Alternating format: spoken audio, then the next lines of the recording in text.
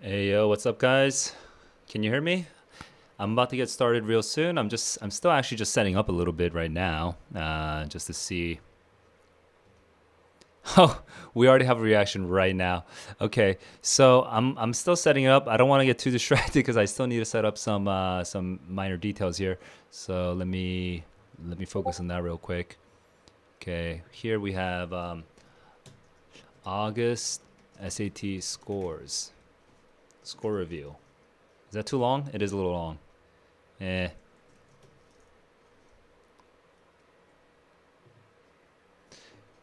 Okay, so guys, I think this is basically all we really need to get started, right? Basically. Damn, yeah. Well, uh,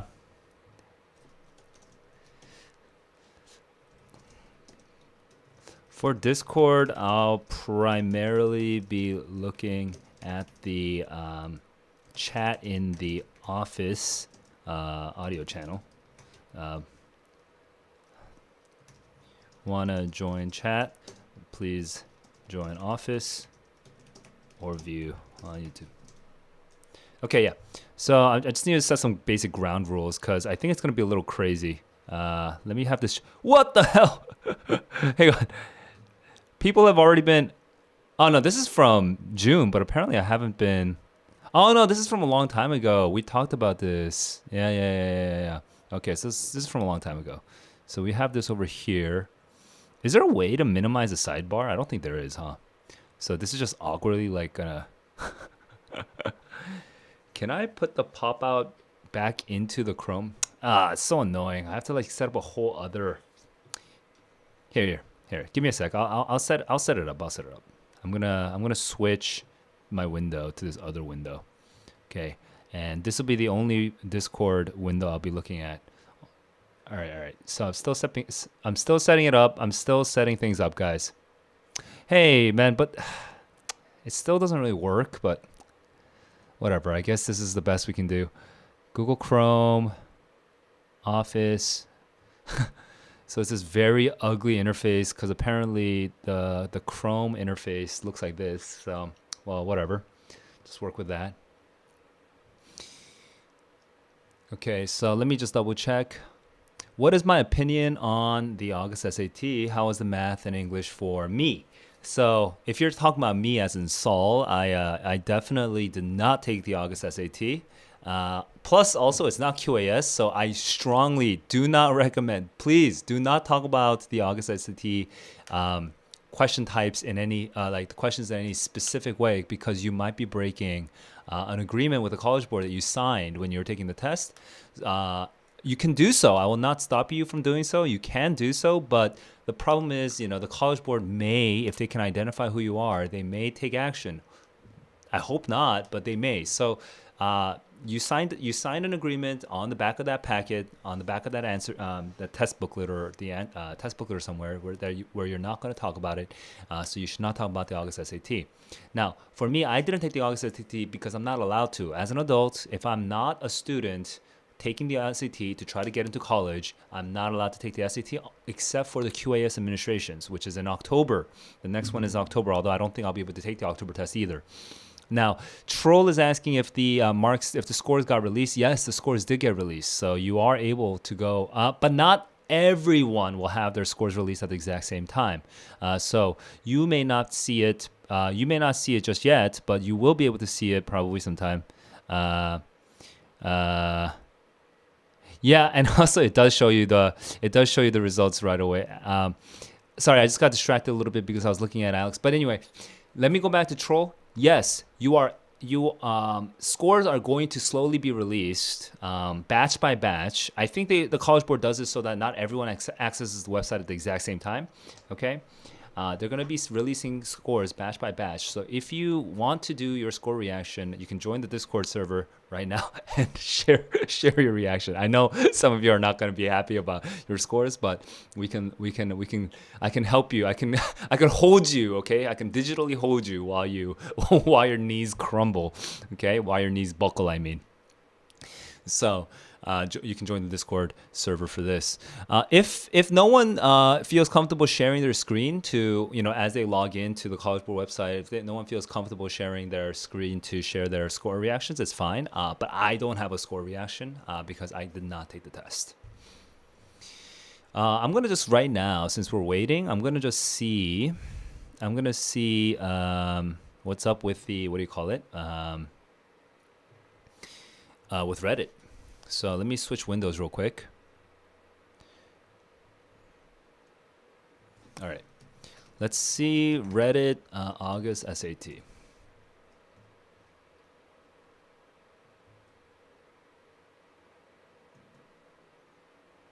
August 2022 SAT. Where's the what is? And this is the international. Okay, so this is domestic. Cool. So I want to see if people have gotten their scores. Now, yes, everyone's asking. The scores are out for some of you. We already have someone in the Discord server who has their scores already. Plus probably some people on Reddit will also have their scores. 9 minutes ago, score pending. Oh, wait. No one on Reddit has posted yet. No one has posted on Reddit yet for the US. Okay, but on international, someone just had 33 out of 44. I'm sorry to hear that, AB. Hey, can you hear me, Soul? Yes, I can hear you. Now, let me just double check if the online students are able to hear you. Also, I need to do a bit of technical testing, okay? A little bit of technical testing to make sure your voice is not being overshadowed or overpowered. Sure. Can you just can you just give me a sentence about the weather right now where you're at? Milan. It's pretty chilly in the morning. Okay, I think your volume is pretty fine. I think your volume's good. Let me just switch the window right now, just so that. All right, cool. And actually, now that I think about it, have you seen your score yet? This is Milan. This is Milan from. Yeah. I'm just on my phone account. I'm driving to school right now. I just checked my score. You did check your score, okay? And how are you doing? How do you feel? Man, I feel good. You feel good? What'd you get? I got a 1570. 1570. Congratulations. Okay. Thank you. And just tell, if you don't mind sharing a little bit, like maybe starting with the numbers. Originally, what were you hoping for? Like, what number would you? Because everyone has different goals. So, what was your personal target? Right. So I first took the SAT in March, and I was a little stressed out. I was kind of late to my junior year. I got a 1390. This is with really minimal studying, and my reading comprehension was not great. 1390, minimal studying, reading comprehension was not great. So you got a better math score than reading and writing at the time. Yeah, okay. And this was a year ago.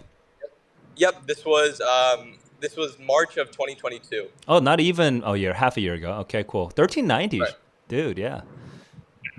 And then I have some AP tests to study for. Obviously, school was kicking my ass. So I did not have a long time to study for June, about 3 weeks. I grinded crack SAT, and U-World for grammar, and then I got a perfect grammar score from -9 -9 to perfect from so -9 on March. Now you got a perfect on this test. Yeah. Right. Thanks to mainly crack SAT U-World. Cool. Right, and then I was still getting -14 on reading, right? And I got -50 on reading on March again.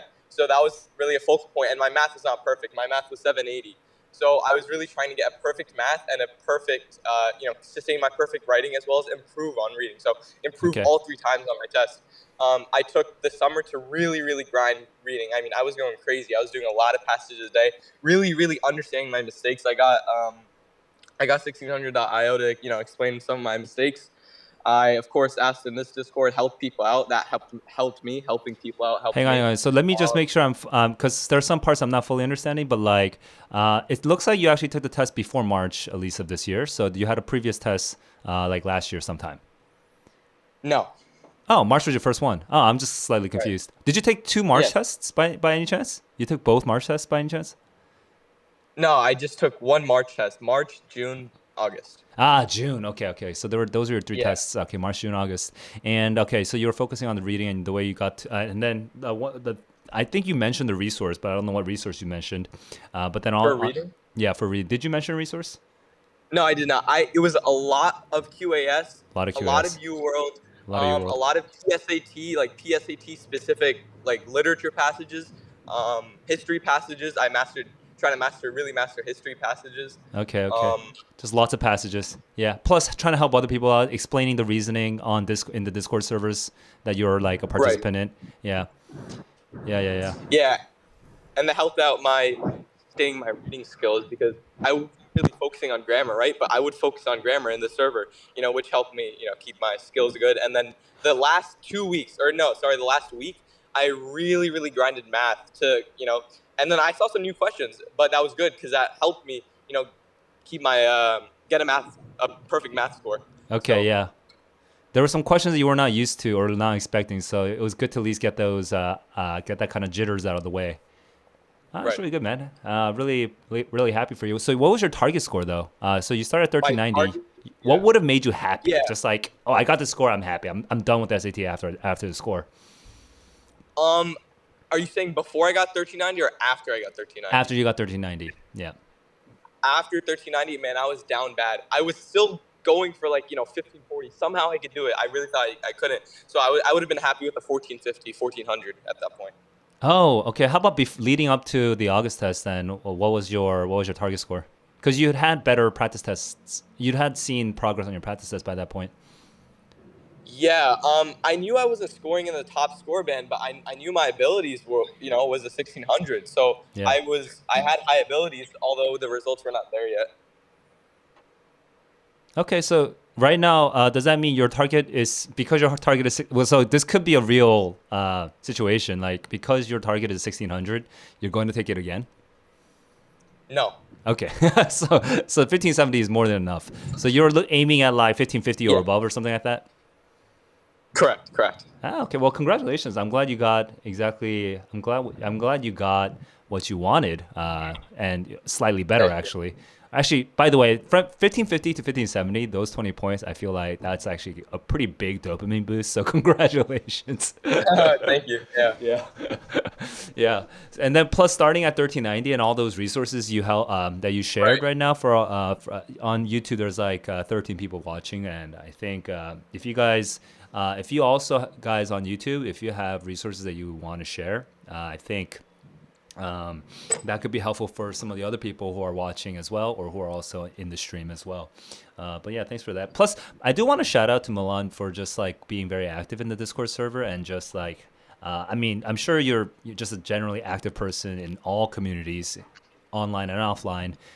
Maybe even multiple online communities and maybe multiple offline communities, but just not like I'm personally grateful that you're so active and also helpful. You're helpful. You try to help. Thank you. Like I think there is an immediate reward. I mean, being a good person has long-term rewards. Just having better reputation, having better having more good people around you and stuff like that. But the immediate reward by helping. With other people's SAT scores, like SAT questions, I mean, is that it actually clarifies your own thinking for yourself, makes you a better thinker. So, yeah, so I'm glad that you can. I have to run now, but thank you so much for the help on the server. Yeah, no problem. But yeah, have a good day at school. Yeah, thank you. Yeah, no problem. And we have some people out on YouTube who are so upset, bombed the readings. Milan, I'll see you when I see you.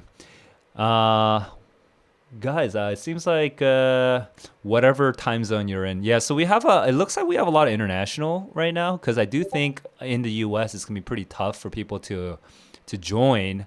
The reason is right now in the East Coast where for example New York or New Jersey, it would be 7:11 a.m. And then on the West Coast, it would be 4:11 a.m. So it's extremely early. So yeah, I'm actually kind of curious. Like, what time zones are you guys all in? Where are you guys watching from? If you could like leave that in the chat, I'd be super curious. Meanwhile, I'm just double checking. how people are doing. 790 on math.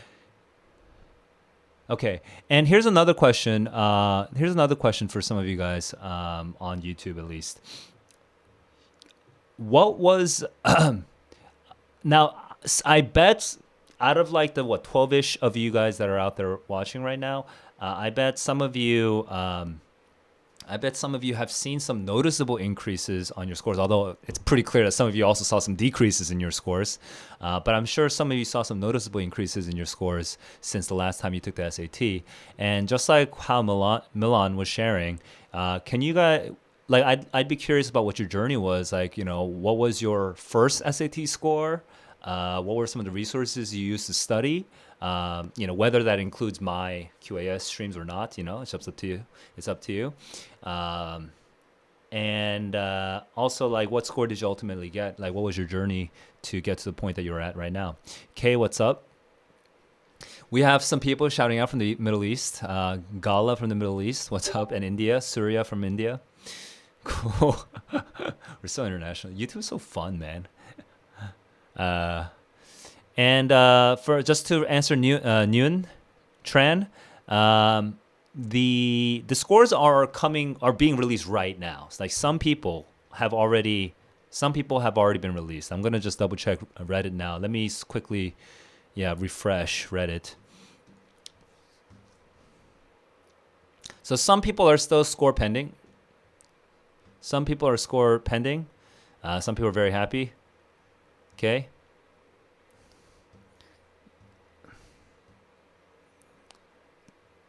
Right, 8 a.m., which is about... Yeah, most scores will be available within the next hour. That's true. Okay, so if you haven't gotten it yet, you will probably get it within the next, like, 30, 40 minutes. Almost all, not every single one of you, though. Just be aware. Not everyone will have their scores in the next hour. Yeah, so sometimes there's, like, these awkward, like, sometimes the wording will be awkward. So if you're saying things like registered... Okay, instead of pending, then don't freak out. It's just like bad code, basically. It's just poorly written code. And these are from hours ago, so we can skip those. So that's the international kids. But some international kids have already gotten their scores. Okay. By the way, if anyone is in the Discord server and wants to sort of share their score reactions, jump into the office. Channel, and I'll be chatting with you there. Okay, and then I'm looking at domestic. I'm looking at the US scores right now. Scores pending. Let's just see over here. What was the answer to the first question, the shift and focus one? Isn't it a little late to ask? Everyone was asking like two weeks ago. But US, it doesn't look like we got a lot of US scores, at least not on Reddit. You know why? You know why though? It's because all the US kids, they're on their way to school right now if they found out, or they're just not even awake yet. So the US kids are either not awake or they're already on the way to school, so they're really not on Reddit yet. K is like, he does not have the courage to do the score reaction publicly, which is understandable. This is highly experimental, what we're doing right now. But I want to hear somebody, I want somebody to actually join and literally not know their score and then do it. I think that would be so fun. But, you know what I mean? But, it's all good. You guys don't owe me anything, so it's okay. You don't have to do that, but I think it would be a lot of fun. So Safal earlier was replying to a question I asked, which was like, what was your journey? And Safal said, and Safal, I don't think I've ever seen you. I don't think I've ever seen you in a stream before. At least I don't recall seeing your last name, your name before. But very similar to Milan. You know, Milan went 1390, started at 1390 and got into the high 1500s. You started 1380. You got the the low 1500s. I'm really glad. So you were using a lot of YouTube resources. So you had me, I guess, for the reading, and then scalar learning for the math. So and then writing, you just sort of did like a sort of collection of different sources. So I'm glad that I was able to help you, Safal, and And I'm just kind of curious as a follow up, like what was your like? Did you get 1380 in June or like in May or March previous year? Like, and what were some other intermediate steps? Was it basically you just study for the summer? Because that's kind of that's kind of what it sounds like. But conversely, it could have been like a whole 2-year process as well. Everyone has a different journey. So that's that. Seub got a 1340 and registered for the October. Yeah. Oh, guys, October. Speaking of October, I such a headache. I signed up for Guam because Guam is the U.S. It's a territory of the U.S. I signed up for the Guam SAT. But the College Board told me that Guam is not considered a domestic test. So then I asked about the Hawaii SAT because Hawaii SAT is still far and still expensive, but it's not as far and expensive as like the mainland from here where I am. I'm in Korea. But the Hawaii SAT is also not the domestic U.S. test, which means I'm not allowed to take those tests. I'm only allowed to take the domestic U.S. test for the QAS for October. So technically, I guess I could still take the October 1st test in 3-ish weeks, but the problem is then I'd have to actually fly to like Seattle or like LA or something from Korea. Plus, I have to be back in Korea by October 4th because on October 4th, I fly to Vietnam with my girlfriend to move to Vietnam temporarily. So I don't know. I don't think I'll be able to take the October SAT. I think it's just too intense. Because if I fly out of Seattle, for example, on October 2nd on Sunday, I might not arrive in Korea until October 3rd, and then I fly out the next day on October 4th. That's a little intense. So I don't know if I'll be able to take the October. I really want my 1600. I really want my 1600 just to be like I don't have to do this nonsense like 1570 bullshit anymore. Just like I got 1600. I'm a 1600 tutor. Like I wanted to be able to say it, but this October test is I'm in Korea. It's so hard to go to the States right now, and also the plane tickets are stupid expensive. It's just so expensive. It's frustrating. I don't know what to do, man. I don't know. I don't know if it's worth is it worth like thousands of dollars just to fly back and forth for like 2 nights, maybe 1 or 2 nights in Seattle? Because I have my dad in Seattle and my mom in LA. and just take the SAT. Like I'm gonna be jet lagged too, by the way. When I take this, am I gonna get? Can I get a 1600 while jet lagged? And is it worth the risk of like multiple thousands of dollars, and maybe not even getting a 1600? It's just it's stressful. Anyway, that's my situation just as an update because I'm pretty sure a couple of you at least are curious what's up with me and the SAT. So yeah, that's me. Safal though came back with the answer 1380 and so okay, December, June, and August. Yeah. Well, congratulations, Safal. And Safal, is that basically the end of the journey for you? Are you done with the SAT now? You're moving on to college applications and whatnot?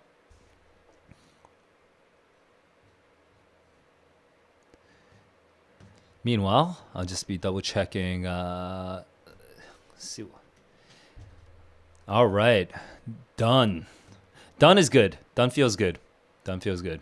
One thing I do want to remind everyone is everyone has their own target score, which means, you should not base what your target score you should not make judgments about your score that you receive on the SAT based on what other people were receiving. I mean, it really should be based on just what you have as your goal. There are some kids who if they don't get a 1590, they're gonna be a little annoyed because they expected a 1600, and plus they really need the 1600 because their journey academically it wasn't always stellar, but they need some sort of like a sort of third-party verification, third party being College Board, and they really want that 1600 to confirm their like intellectual abilities. Sometimes that's the case, and for them, if they come on stream and then they like complain about their 1590, I think for 99% of people they'd be like, what the hell? Well, why are you complaining about 1590? But that doesn't invalidate why he's upset or she is upset. That people are allowed to be upset about things that don't go according to what they think they need. Conversely, if you are aiming at like a 14, let's say 1480, no one really aims for a 1480 though. Everyone, once you're aiming at 1480, you're always aiming at a 1500. So let's say you're aiming at a 1500. Let's say you're aiming at a 1500 and you get a 1530. Someone else not being happy with their 1590 does not invalidate you being happy with your 1530. Like, people have different goals, people have different strengths, people have different talents, people have different interests. And people have different needs. Even you don't really need the same score for your situation. So I do want to remind you guys to not get so caught up in the sort of rat race of comparing externally what people look like. The sort of like Instagram culture or the TikTok culture. Well, I guess Instagram is the more paradigmatic example, but like, what people look like they all have. Like, forget the exterior, forget the comparisons, and focus on, are you getting what you need / want / expected? Is that it? I mean, and I want to be here to celebrate / advise as well you along your way. So right now we're having people who Safal and Milan both shared their experiences, and I'm very thankful and I'm happy for you guys. But that shouldn't deter you if you didn't get what you want from sharing your experiences, because I'm here right now and you might as well use me. I will give you advice. I will, especially if you pay for the SAS, even though they won't give you exactly like the correct answer and the question stamp, all that stuff. I can kind of look over. Oh, I guess there's one weakness. I've never seen this test, so the one weakness is I'm not going to be able to give you a very informed diagnostic. I can only give you a sort of broad diagnostic. But if I look at your SAS, I guarantee you it will mean more to me than it does to you, because the SAS, right, where it just tells you how many you got wrong and right in which categories, I still learn a lot just by seeing like what numbers you got wrong. For example, do you get like on the first 3 passages you did well on the writing, but the 4th passage you bombed? Like, that is informative in and of itself. So I can help you diagnose some of your potential weaknesses, and also give tips for how to move forward.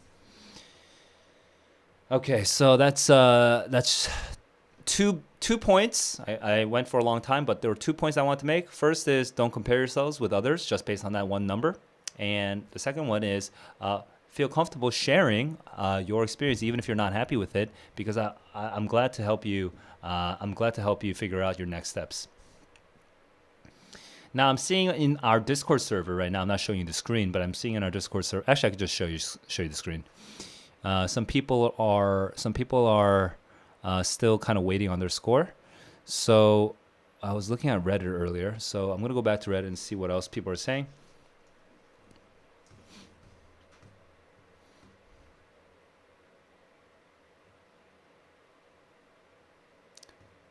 So we have now finally some US kids sharing on Reddit what score they got.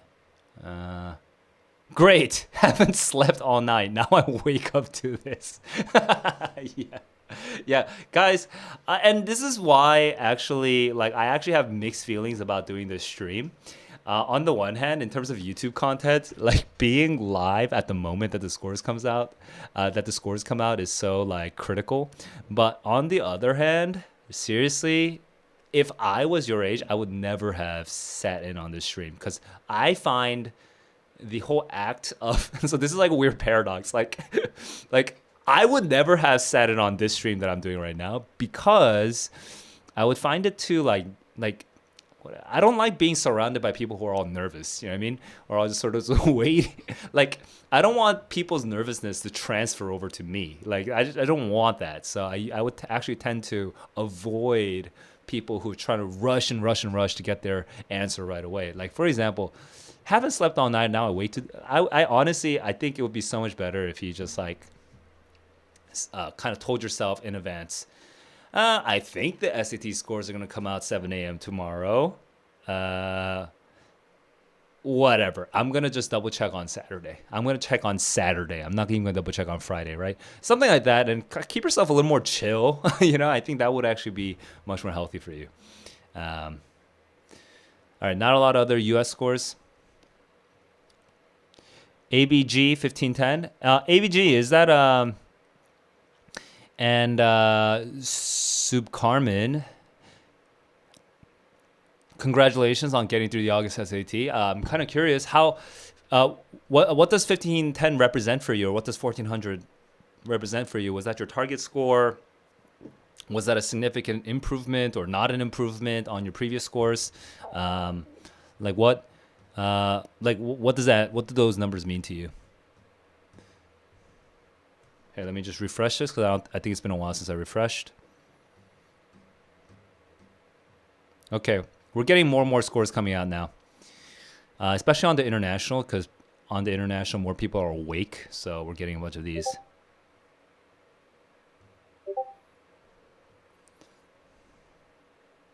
Ooh, reading 3 and you get a 390? Yeah, okay. But I know that all the kids freaked out about the Moby Dick, but it looks like the curve really helped.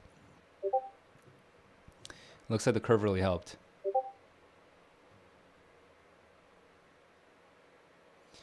But yeah, Banana Bread, if you're in the stream, can you type into the YouTube stream? If you're not, I'll just ignore you. There's a guy chatting in the Discord server.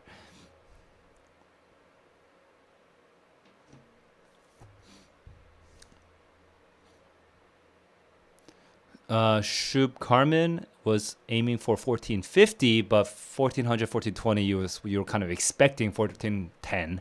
So you actually got slightly lower than you expected. And oh yeah, it's painful. It is painful when you can't get. Because math feels like it should be more predictable, right? But when it doesn't go the way you predicted, it does feel a little. Because I know most of my viewers seems like most of my viewers are STEM, you guys are mostly pretty good at science and math and engineering, and so most of you are pretty strong on math. But yeah, it seems like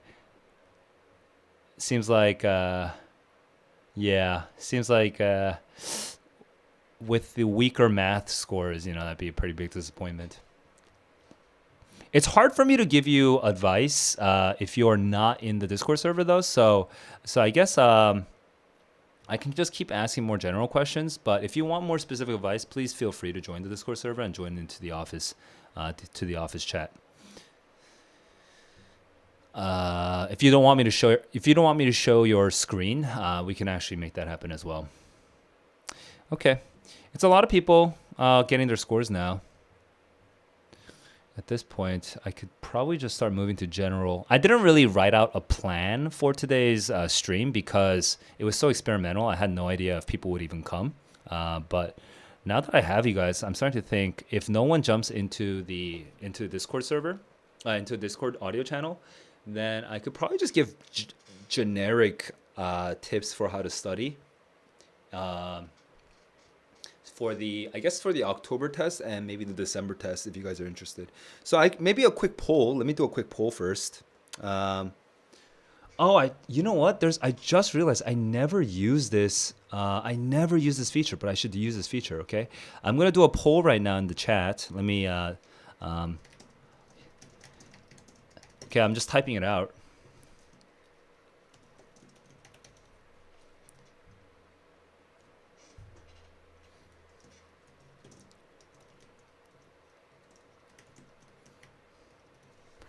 Give me a sec.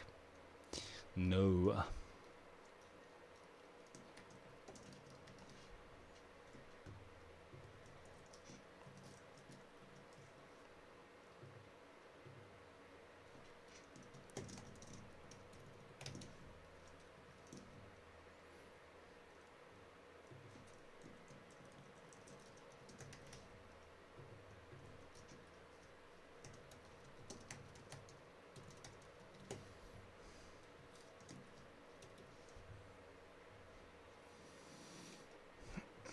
Okay.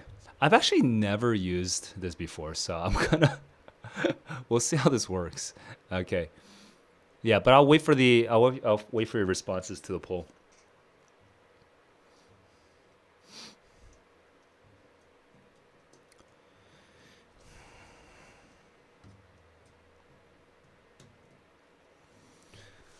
Okay. Guys, I'm gonna take a quick break because I just realized I'm kind of talking a lot, but my voice is it's the end of the day. It's 8:30 p.m. right now in Korea, so I feel a little raspy. Let me get some water, and I'll be right back. Okay.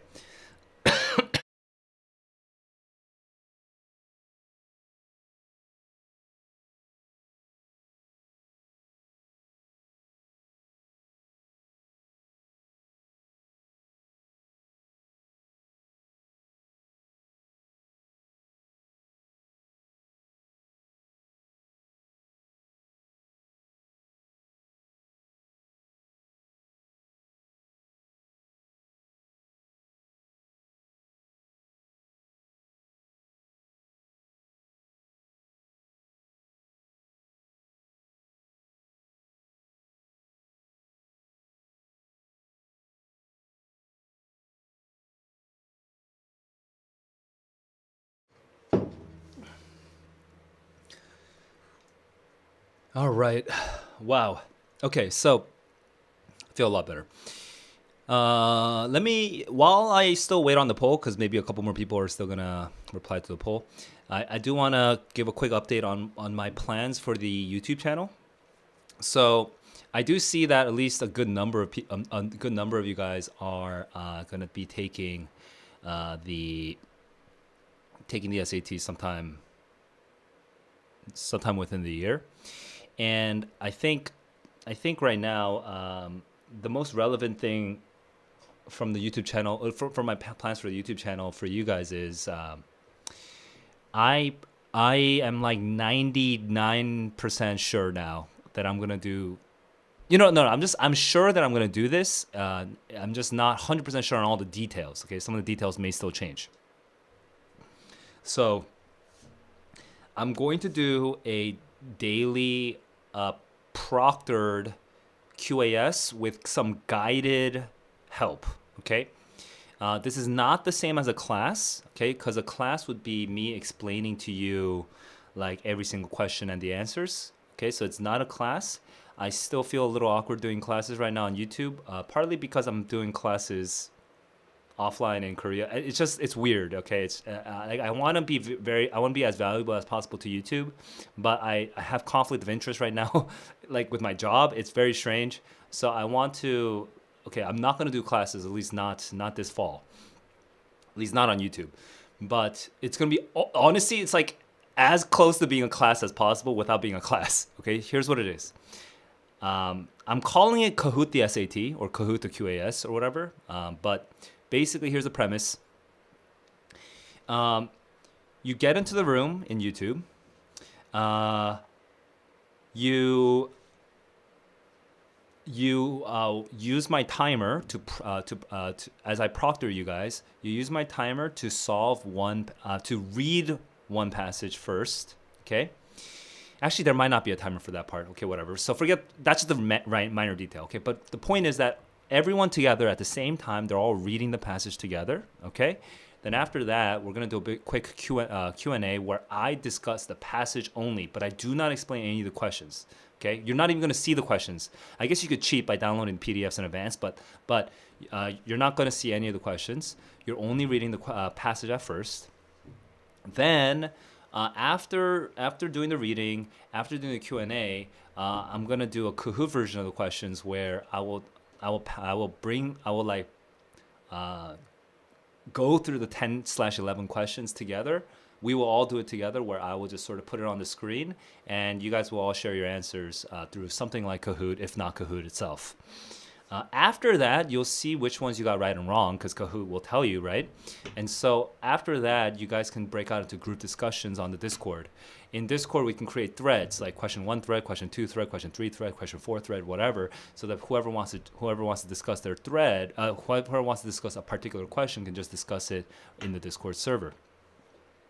which basically means that you won't necessarily be able to use me per se because I will not be answering questions. I'll be sort of jumping around between the threads and just making sure that everyone's like behaving right and no one's being weird. So it'll just be a facilitated discussion where you guys can actually discuss with each other what the correct answer is and why. That would be probably I don't know. I think it'd be like less than an hour per day, honestly. Maybe it depends on how long discussions go, but I guess, maybe if the discussions go long, an hour 30, because we're only going to do one passage a day. And the whole reason why I'm doing one passage a day is because the hardest part of studying for the SAT is like actually doing the work. But if there is a scheduled program every day where you actually just study at least one passage, that's way better than telling yourself, no, I'm going to do a whole test. I'm going to do a whole test. I'm going to do a whole test. But then a whole week passes, you never do a whole test because you're tired, right? Doing one passage every day is a whole test worth per week. So that's kind of the idea there.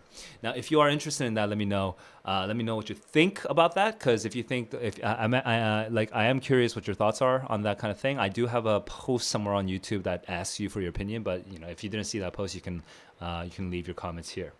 Now I'm gonna end the poll real quick. Yeah, it's looking like actually a large number of you are still gonna be taking the SAT. Man, that's a lot. Okay.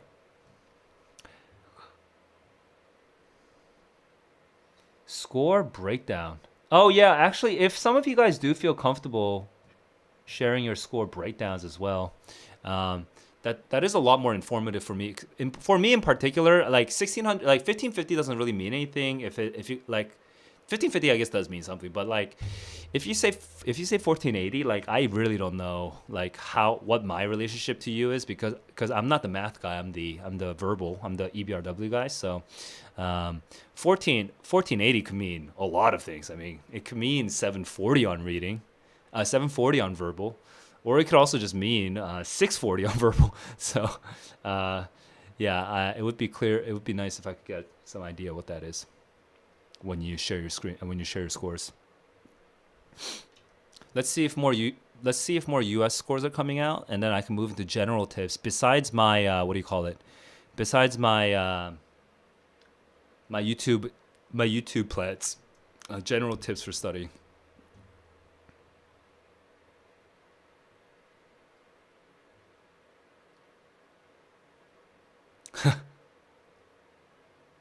Okay, so Free Uggs, it looks like Free Uggs is doing November and December to try to like clinch it. Yeah, 50-point drop might mean that now I don't know, like maybe none of you had a 50-point drop, but this is a pretty, I mean, it happens, a 50-point drop can happen, and just remind yourself that sometimes your scores are lucky or unlucky in either direction, right? And they're not always 100% accurate representation of like what your true ability should have been, right? People can have freak accidents where you do much worse than you actually could, or much better. And so for Free Uggs case, not that I know him or her in any way, but just like a hypothetical person, right? It's possible that either on their last SAT they were actually freakishly lucky, and then 50 points drop is actually kind of more of a accurate representation of their abilities. Conversely, it could be that last time they took the SAT, the 50 point better score was actually more of a accurate representation of how they really are able to do. And this time they were really unlucky. They just made a series of bad calls, and it just led to a minus 50 compared to the previous test. We don't know. That doesn't mean, like, the numbers don't mean anything by themselves. The numbers don't mean anything by themselves. The more important aspect is your interpretation, just based on all your experience, based on everything your interpretation of the meaning of that number to you, right? Let's say you got 1400. what's your interpretation of that 1400? Does that 1400 mean, I'm actually better than a 1400, but I got a 1400. It must have been something like, maybe I was a little tired, maybe I didn't sleep enough, maybe I was too nervous, maybe maybe reasons, or maybe I didn't manage my time as well because I got a little too overconfident, and so I was taking the earlier passage too slowly, right? But like, what's the meaning of that score for you, right? Is like, identify that. That's the key. Like, trying to just see random trends like you're some sort of statistical projection, that doesn't really do anything. You're not looking for trends from just the numbers. You're actually looking for fundamental understanding of what was happening that might have led to that kind of score. Yeah. So just that's just a quick interjection in response to this thing. But by the way, Freogs, even though I don't know you, even though you're not in this stream, just good luck, man. Good luck. Good luck.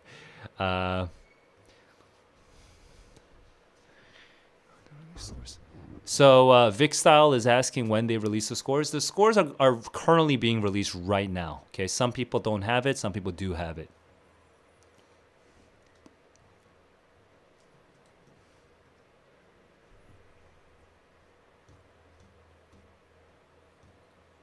Oh, although there is, I guess, one thing I forgot to. I was gonna say something about this and I just forgot earlier. This is a valid emotion to have, this frustration. Yeah? This is a valid emotion to have. I think it's totally, you should be frustrated if you got like let's just pretend you got a 14, let's say you got a 1530 last time, now you got a 1480 this time. You should be frustrated. That's natural. Okay? Now, I think the dangerous part of this emotion is this part, which, like, more part. If you don't agree with me, more part to you. It's fine. But I, just with my experience with kids, right, and just my experience in life as well, like, in the moment of frustration, okay, I'm trying not to use this word, but I'm gonna just use it because it's the most straightforward word. I will want to blame external factors, and that's okay, because in the heat of the moment, those emotions can come flooding, and it can be a little overwhelming at that moment. Okay, I will want to blame external forces, and sometimes you might even have good reasons to blame external forces. It's just the danger is maybe like a quick 15-second, a quick 45-second, like, sort of moment of just sort of selfishness and just like blaming others, right? Maybe that's not that harmful, because it's gonna pass. Even maybe 2 minutes of just being fucking College Board, that might not be that harmful, because after 2 minutes you'll be like, okay, but what can I do now, right? But the problem is that this feeling of frustration that kind of surges like kind of irresistibly inside you is very powerful, and it's very addictive. This contrary sort of nullifying behavior of like blaming others. When the moment that you start blaming others, it feels nice because it vents all of your frustration on some sort of target. But it's so addictive.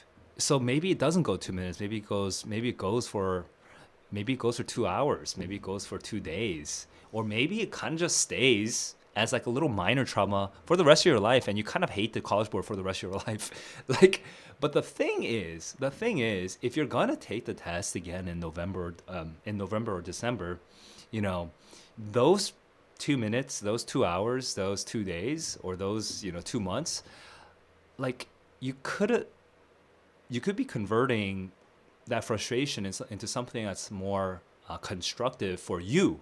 Like, there are some things that you will not be able to control that are outside, beyond you, and that, like the Moby Dick passage just coming out of nowhere, right? There are some things you will not be able to control, but there are things you can control, and you got to focus on that. Like, one thing you can do in response to something like the Moby Dick passage is, wait, what if the very first passage I look at is extremely hard to understand? Like, what should I do then? Apparently, for the August international test, some of you guys were not prepared. You didn't have you didn't have a backup plan for what to do when a passage is extremely difficult right away from the get-go. So now here is something that you can control. You can control your response to extremely difficult fiction passages. For example, the one way that you can control your response is by committing to yourself, hey, maybe when the first passage is stupidly hard, I'll just skip it and I'll come back to it later. Okay, that's one way of dealing with that. Another way, so like you can do passages 2, 3, 4, 5, and then come back to passage 1, for example. Another way of dealing with that is to focus less, just keep doing the original strategy, right? Just keep reading the passage as it is, and take your time reading the passage. But then be a little bit more selective with the questions. It's like, okay, questions 1 through 10. Questions 3 and 4 and 8 are really, really hard. I'm just gonna skip them. I'm gonna come back to that. I'm gonna come back to them afterwards. But whatever it is, right? You're gonna have a response. If you can make a positive response, like draw out an actual lesson that you can actually act on, that you can actually start testing like today or tomorrow, right? You can start testing it. Then I would say, sure, complain about the College Board all the time. Who cares if you're complaining about the College Board? At least you're taking productive action. So at least you're gonna keep moving. You're gonna keep changing. You're gonna keep improving, right? But if you complain about the College Board, and you're frustrated, and I don't know if it feels all sort of like meaningless. It feels like if the game is stacked against you. If it feels unfair. I suspect that's going to harm your studying. It's going to harm your focus, and I'm just fearful of that kind of response. So, not to make too much of a big deal out of this one person, because it's a very natural response to have. I'm not trying to make this seem like I don't think this is particularly immature, by the way. I think this is a very normal response to have. But just one thing that if I may sort of provide some guidance on emotionally and mentally how to frame this. Okay. So I'm frustrated. So it dropped -50. Now let's get into details. What can I work on, right? I think that's the kind of question you should be asking yourself. Go ahead and vent it. Go yell. Go run. I sometimes that helps me release some stress, like going running, just like fucking like just pounding it, right? Pounding the cement, right? Maybe go play the guitar, maybe go play your drums. Some of your drivers, go drive in your safely. don't murder anyone, but drive safely in your neighborhood, maybe at night when no one's there. Just have a breather, and then come back to the desk and be like, well, what now? What can I work on now? What are some of the details that I missed? Yeah, so a long little flight of advice aside, keep a positive mentality, guys. That kind of keeps you moving forward. Tips for studying between now and October, since a lot of you guys are going to be taking the October test. It's so hard giving tips, really, because it really depends on what level you're at. Like, there's like how much practice you've already done. For people who've done a lot of practice already, then I would probably prioritize more on like test taking strategy and like how to manage your time budget and stuff like that. For people who haven't actually practiced that much and they're sort of cramming in all their practice, like they started prepping for the August SAT in like the middle of July, and it was their first time taking the test or something like that, then I would probably focus more on actually like identifying your major weak areas, the ones that feel like they're pretty easy to improve, and just strategically like learning as much as possible about those areas as within the next 2 weeks ish, and then the final week, focus more on the actual like taking the full test. So I do really think it depends on your situation, but right now I'm gonna kind of make some assumptions so that I can make it easier for me to just give some tips. Here's some assumptions. You have already taken at least 15 practice tests. Okay, you've already taken at least 15 practice tests.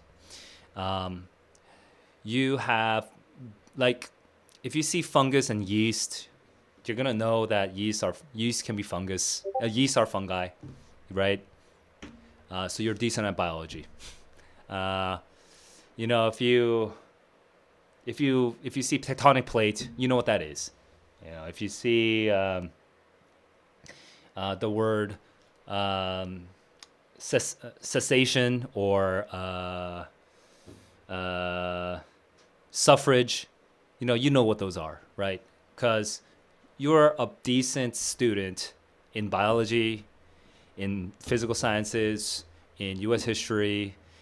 You're a decent student in English. You know, you have your basic knowledge areas covered. Okay, so that's my first assumption. Oh, that's my second assumption. Sorry. My first assumption is you've taken like 15 practice tests or more. And my second assumption is you have your basic knowledge areas covered. My third assumption is that you're strongest at math, second strongest on writing, and you're weakest at reading. My fourth assumption is you already have a rough plan for math and writing. You kind of know how to improve your math and how to improve your writing. Kind of. It doesn't have to be 100% clear to you how to improve your math and writing, but you have a rough plan for it. Then here's my general advice for underneath those assumptions. Vikash, by the way, the scores are currently being released right now, but not everyone is seeing them because they released it in batches.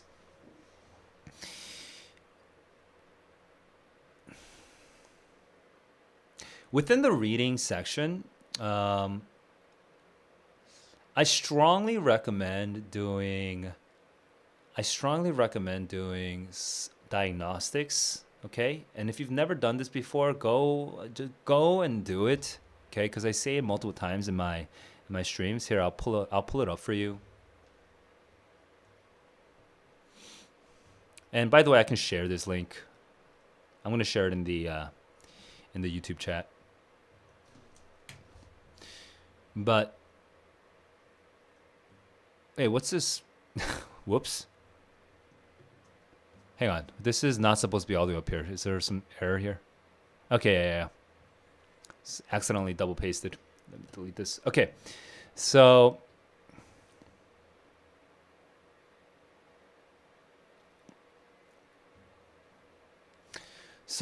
there are some diagnostics. Okay, there are some diagnostics that you can perform to identify your weaknesses, and I would strongly recommend doing this. Okay, go through the passages. Okay, go through a science passage, go through a literature passage, go through a history passage. Okay, and diagnose how well you even remember the passage. So read the passage once. Then verbally recall everything that you remember using the same wording as the text if you can. Like if you can actually directly quote the text, do it. And compare your summary, right? Compare your recall to a friend's recall, or if you don't have a friend who will do this with you, just use one of my more recent streams where I actually do this, okay? And compare how well you remember compared to someone else. Not all of my QAS streams have this, so you have to double check the QAS first. But I did it at least 10 times, I think, okay, where I will recall the passage before I even do the questions. And yeah, basically, depending on how complex the passage is, you should be aiming to remember at least 1 to 3 main transitions and 1 to 3 significant details from each part. This is very broad, but yeah, generally this is true. You want to be remembering the transitions and the main details from them, and your idea of the transition should change depending on what kind of passage it is. Is it literature? Is it history? Is it science? Okay. Anyway. Diagnose it, because this is one thing that really should be improving between now and the next time you take the test. Your early September you versus your late September you, there should be a clear difference between between the two of you, the old you versus the new you, on how well you actually remember the passage, I mean. Okay, so that's the first diagnostic. So I see Bob is joining right now in the Discord server. Bob, just give me 1 second because I'm finishing up an explanation, a tip that I'm sharing. This is gonna take me maybe 5 more minutes, okay? And then, but if you can't see my screen, I'll share my screen real quick. So here we go. Yeah, kind of awkward.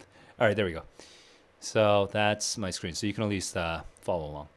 So here, the second diagnostic you really should be doing is diagnose how well you even predict the answer. Okay, so what that means is go to the questions, but do not read the answer choices. Only read the question stems, all of them, one by one.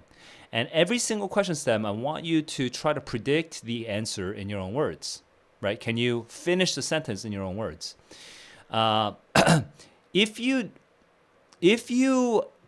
try this, you'll notice that sometimes you actually need to go back to the passage. You need to go back to the passage to be able to complete this prediction. That is not the best, okay? The best is when you just look at the question stem and you just remember the passage so well that you can just finish it, okay? But if you have to go back and look at the passage, you can go back and look at the passage. This is second best, okay? So then go ahead and look back at the passage. But if you don't need to go back and look at the passage, I want you to compliment yourself. I want you to pat yourself on the shoulder. You know, put an exclamation mark. It means that you can actually make a prediction without even looking back at the passage. Okay. Then compare how your predictions are. How good are your predictions? Or how accurate are your predictions? Okay. Later on, take the test and see what all the correct answers are. But then, how accurate were those predictions to what the passage was actually saying? You should compare yourself to your friends. Or I don't actually do this one by one for every single question on my streams, but you can hear me do my predictions. When I read a question like question 13, blah blah blah blah blah, I will sometimes blurt out the prediction that I have. I mean, I will oftentimes blurt out the prediction that I have before I look at A, B, C, D. Okay. In the future, when you get better at this, you're gonna notice that you're gonna be like me. You're gonna just sort of read the question stem and immediately know what the answer is. Finally, the final diagnosis is how confident are you on the answer choices? Okay, so you had your prediction, cool, but then sometimes your prediction is not enough to get you to the answer choices, right? You're still going to be stuck between B and D because they both sound kind of similar. Like now, this is getting more into the analytical aspects of you, like of your test taking. How good are you at parsing the vocabulary and the meaning of the sentences and answer choices? Go and just double check. How confident are you in all your answer choices over time? So use HML for high, medium, low confidence and mark every single answer choice. Okay. And over time, okay, by the end of September, or at least before your December test or whatever, your new self should be better than your old self at having more confident answers, okay? Your old self might have had less confident answers or had much less evidence to back up your answers, but your new self should definitely have more evidence and more confidence on more of these questions. All right, so those are three diagnoses that you can perform right now, or today, okay, on your reading. And I strongly recommend you start with this. Now, I do see some people. Typing in the chat, so I want to do some quick one-off answers. Was the reading curve harsh? Depends on whether you're talking about the U.S. or the U.S. or the international test. But the international test seems to be a little forgiving because that Moby Dick passage was so hard that I think the curve was a little bit forgiving. On the U.S. test, though, I'm not 100% sure yet. Now we have Bob in the Discord server right now, so I'm just gonna switch screens. Bob, what's up, man? Did you see your score yet?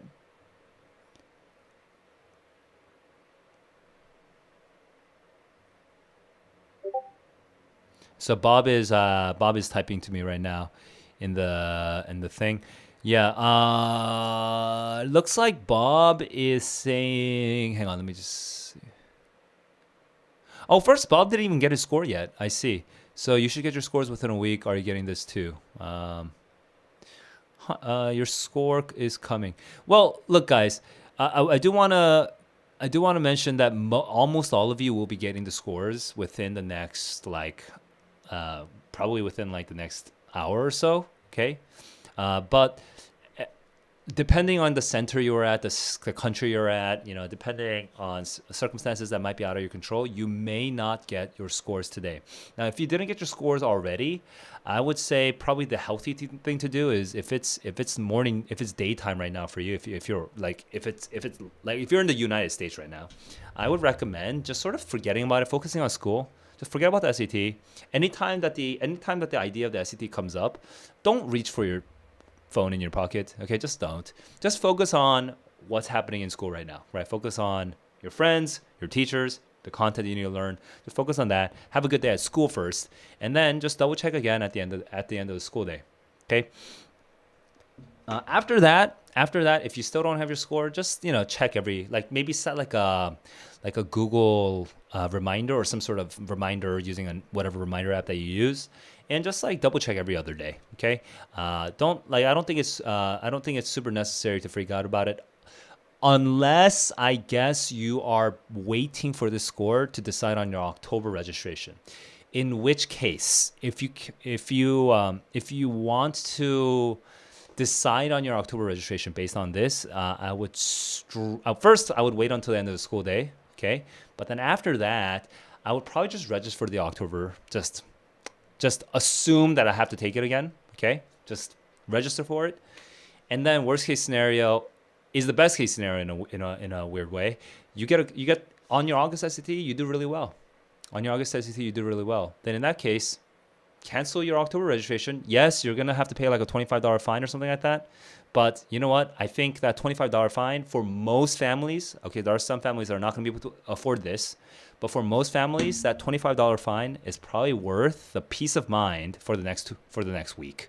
Okay, stressing out about this for a whole week, I think, is not worth as much as $25. Is not worth as little as $25. I think it's worth a lot more. I think it's much more harmful than $25. Have your midterms in a week and this is killing you. Well, I wonder why. What's making this so urgent and murderous for you? Yeah. Now I am kind of curious about Vic Styles' question about the reading curve being harsh or not. So I want to check some of the breakdowns over here. So just double checking over here. Yeah, you know what, guys? When you share scores, it is way more helpful if you share scores in the format of 1550, EBRW, 7, reading -4, 360, 370, writing -2, 390, 380, the math -9, 1, 800. I'm just typing it into YouTube right now, but I think if you write it like that, it's a lot clearer what's happening, instead of just showing just a broad score, because it makes it really hard for me to kind of parse what you're doing. Also, if it was, actually, you know what? The example should say something like international, US, something like that.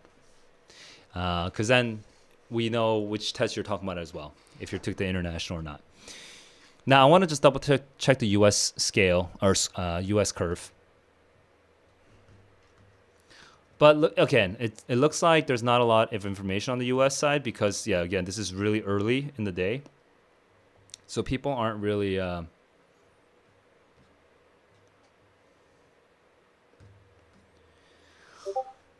people aren't really... there's not really any information here because the US kids are mostly either in school or they're still reading. They're still sleeping, I mean. Okay, so we don't have a lot of information about the US.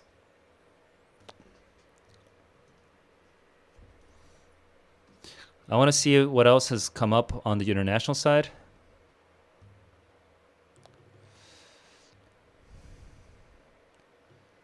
Minus 15, minus 4, math minus 5. But yeah. Wow, above 1500. Okay. I don't know if when your expectation is this far off, when your expectation is this far off, I feel like you must be not fully understanding your own weaknesses. Like you think you're like confident in things, but like you may have a very shaky understanding of what's right or wrong.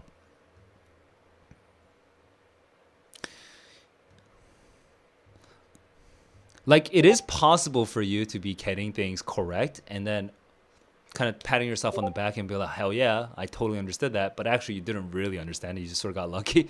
I don't know I don't know if there's like a trick for making this work, but you really should examine yourself deeply. Like, did you get this right because you had the right reasoning?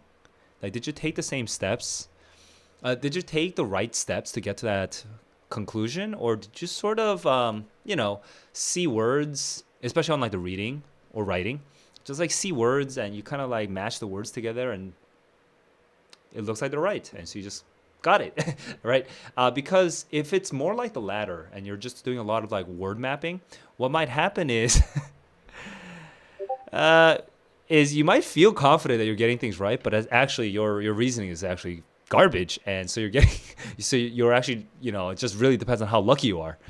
So you want to always have the right reasoning for the answers.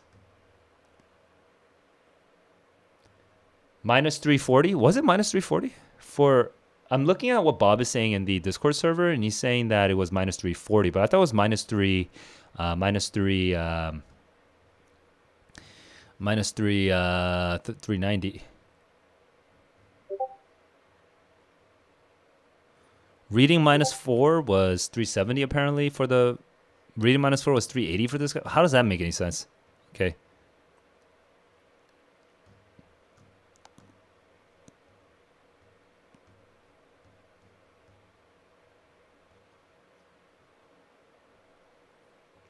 Yeah, reading minus 2 was 390.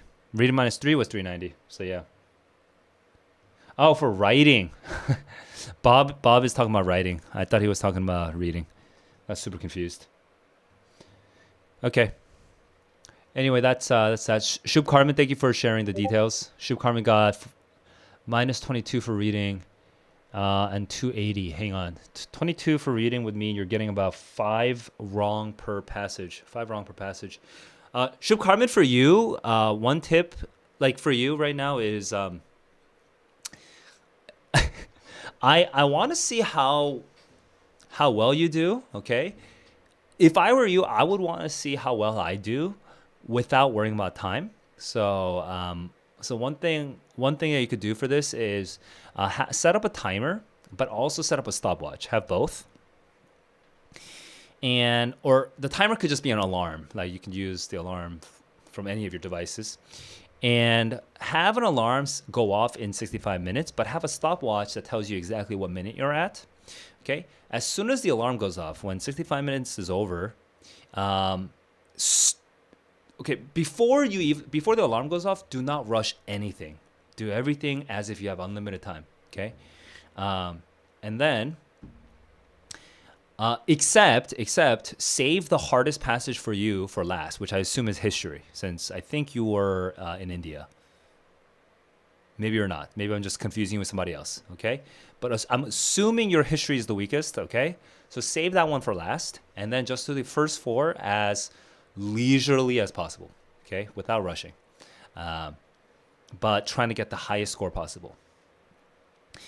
And then when 65 minutes is over, you might be in the middle of the history passage. You might be in the middle of the 5th passage by this point.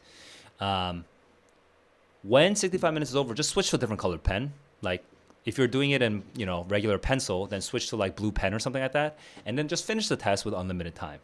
And once you're done with the test, mark how much time it took you. Let's say it took you 77 minutes, then write 77 at the very end. Okay. So then what should this do for you? The interesting thing, and I'm not 100% sure if this is a good strategy, honestly, but The one interesting thing is you're getting 22 wrong, right? But some people, they don't actually deserve to get 22 wrong, okay? It's just that because they are so inefficient with English reading and comprehension, what happens is they try to force themselves to read faster. But by reading faster, they actually make way more mistakes than they normally would have. Even though their vocabulary and their background knowledge, all of that's all really good, but they're just inefficient. But you force yourself to move faster, so everything just gets wrong a lot more frequently. If that's the case, then this is what should happen. Can you guess what should happen? You're getting minus 22 wrong when you rush all 5 passages. But if your background knowledge is really solid and your vocabulary is really solid, you might actually get minus 18, even though you completely threw away one of the passages, right? Like this might be like on the fifth passage. Let's say there's 11 questions on the fifth passage, and let's just say you just randomly guess B B B B B B B B B. You can count up how many you would have gotten right if you just went B B B B B B B, right? So let's say you got 3 out of 11 right when you just did B B B B B B. Okay, that means that you got 8 wrong, right? On the fifth passage, because you just threw it away. You threw it away completely. But because you spent so much time on the first 4 passages, you might have only gotten 10 wrong on the first 4 passages because your background knowledge was there, your reading ability, it's inefficient, but it's there. Your vocabulary is there, right? And so you might ironically get a better score by only doing 4 passages. I want you to try it. I just want to see. If I were you, I would try that because I would really want to see if it's if the rushing is harming my reading that much. Okay. My cat right now is trying to bite on something. It's super cute but very annoying. So let me just deal with this.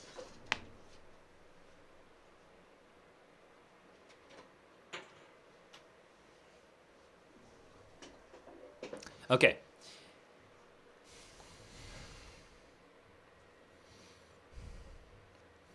Oh, okay. So, Shub Carmen, you were only doing 4 passages, and that was your minus 22. In that case, I am not actually as conversant. What's the word? Like, I am less confident on tips for international students who are scoring more than like 15 wrong. What I know is that a lot of them do get better when they just do a lot of practice tests. But I don't have the best advice right now for kids who are getting like. For kids who are getting like less than basically like less than 300 on the reading section. So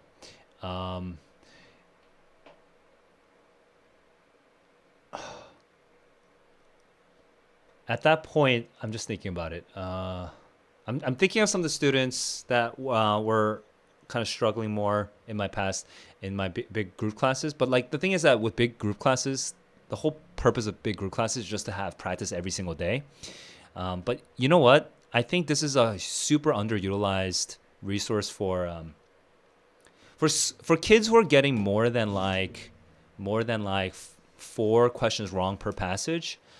The first practical tip I have for you is every single passage. I want you to aim not at getting all 4 of those correct, okay? I do not want you to aim at getting all 4 of those ones that you got wrong correct. I want you to focus more on getting, let's say, 7 correct out of 10 or 8 correct out of 11, but with high confidence, okay? If you can get to the point where you're getting 7 or 8 correct per passage with high confidence, okay, like minus 3 per passage with high confidence, then what that means is that you are reading better. Okay, if you remember the diagnostics that I was talking about earlier, that's what I'm talking about, the HML. Okay, so focus. Basically, let's say I read a history passage and I get 6 wrong. All 6 of those are not the same priority. Okay, only 2 of those questions might be high priority for me. And then the other 4 questions might be very low priority for me because it doesn't matter within the next 2 months. It doesn't matter how much time I spend on those 4 questions because they're just so ridiculously hard. I'm not going to get it correct anyway. Focus on the ones that are more immediately achievable, right? So prioritize, 1 or 2 questions per passage. Don't just be completely flat priority for everything. Like they're all equal importance. They're not all equal importance, okay? Focus on 1 or 2. The second practical tip I can give for students who are getting like less than 300 on the reading is when you are done with a practice test, let's say you're going to an academy, your teacher kind of explained all the answers, A, B, C, D, blah, blah, blah, blah, blah. These are all the answers. And, honestly, it's overwhelming. There's so many things that you don't know. There's so many vocabulary you're weak on. There's so many sentences you don't fully understand. Okay. That can be extremely overwhelming. Just do this. Go back and reread that passage and figure out what that passage means. Now, you're not going to be able to get to 100% understanding on your own, but get as much help as you can just figuring out what that passage means, because it might require you to use some Googling, some Wikipediaing, some Merriam-Webster, dictionary checkups, right? And maybe even chatting with some other friend who's kind of similar or slightly above you in your SAT levels, right? But if you can go back and spend some time fully understanding that passage, then the next time that a passage comes out on the same subject area, you're going to be that much more confident. Plus, going through that whole process will improve your syntax, and your vocabulary. It will improve your reading comprehension overall. So I strongly recommend a lot of kids focus way too much on just the questions and the answers. Don't only focus on the questions and answers. I actually would rather that you focus on the background knowledge that's necessary for understanding that passage and for the actual syntax and vocabulary for processing what that passage is actually saying. Okay? Reread the passages until you can fully understand. It should be like a flashcard. You know how with vocabulary flashcards, you see this word, amanuensis, and then on the back, there's like a definition, right? Then what you do is you just keep double checking. Like, do I know what this means? Do I know what this means? If you know what it means, then you can move on. If you don't, then you have to keep rereading, right? So keep rereading that passage until you understand what it means. Those are my tips for students who are getting under 300, okay? Improve your understanding of the content itself. Jenny's sharing. Let me see what Jenny. Hope you fun. Hope you fun is also sharing.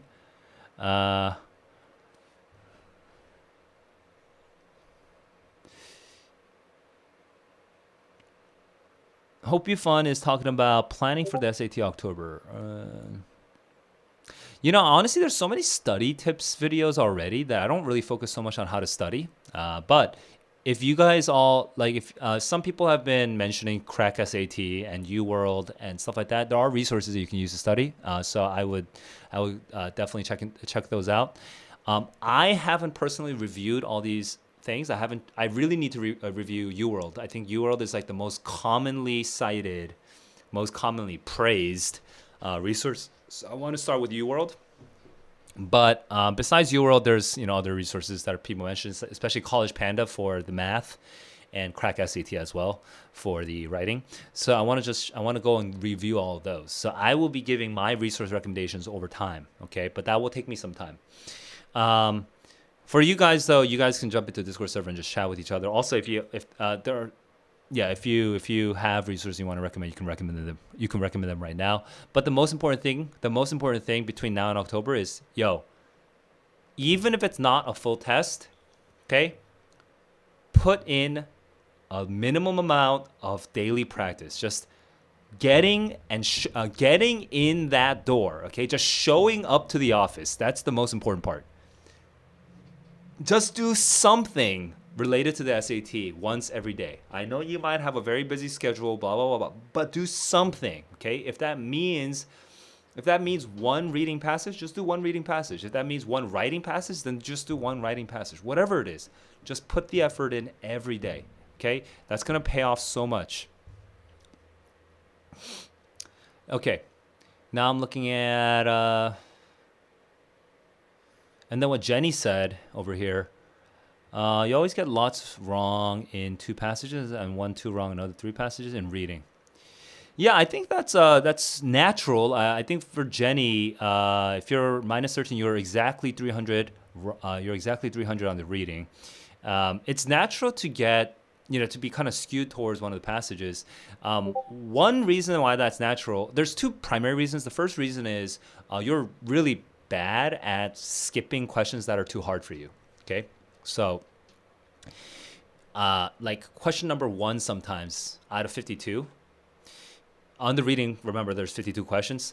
So if the reading were some sort of perfectly beautiful difficulty sequence test, then question 1 would be easier than question 2, and question 2 would be easier than question 3, etc.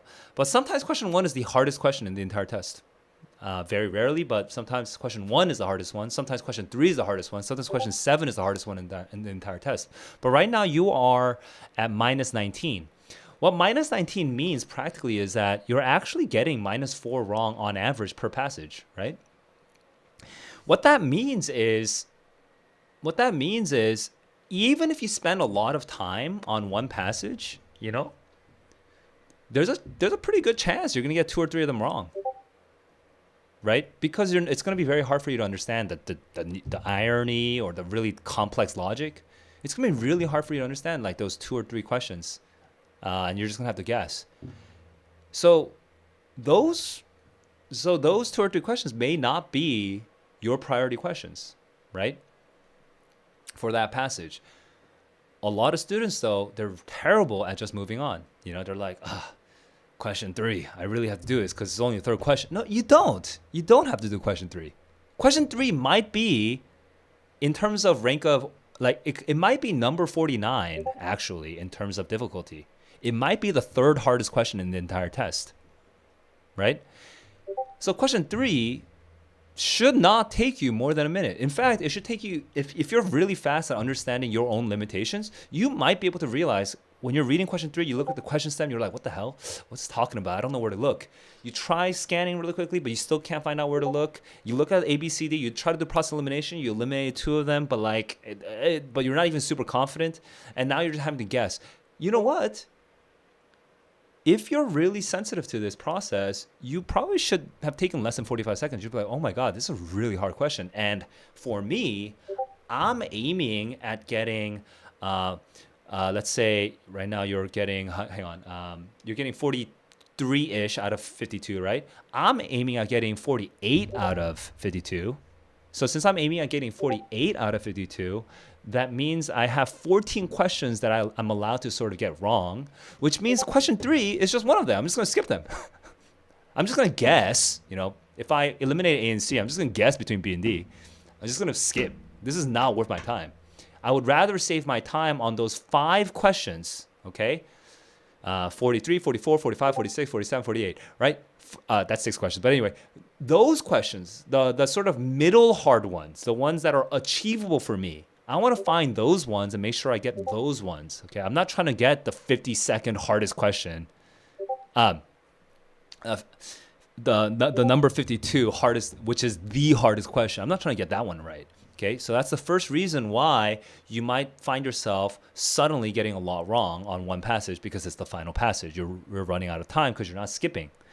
The second reason is more banal. It's maybe you're just bad at science. So you're getting the science.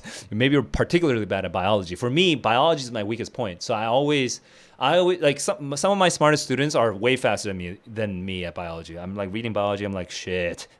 It takes me a long time, right? So most students are not faster than me on the literature.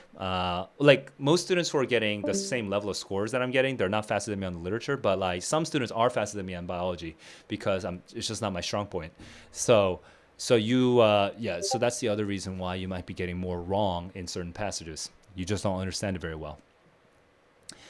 Shub Carmen is saying something about study the whole passage. You spend 7 to 8 minutes. Leaves me. So study is kind of the wrong word, right? For when you're reading under real time pressure. You should tweak that. Like I don't like. See, So since I can't watch you read, I can't tell you exactly what the problem is. But if you're reading 7 through 8 minutes, I bet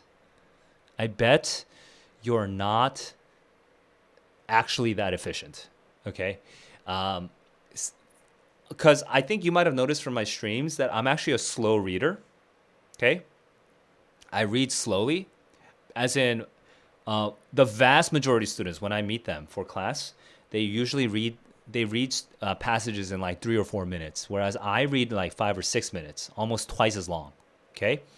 I don't usually read 7 or 8 minutes, except for some of the extremely hard astrophysics or geology or biology passages. Okay, some of those I find really hard just because I'm not that strong on astrophysics, biology, geology. Those are really weak for me.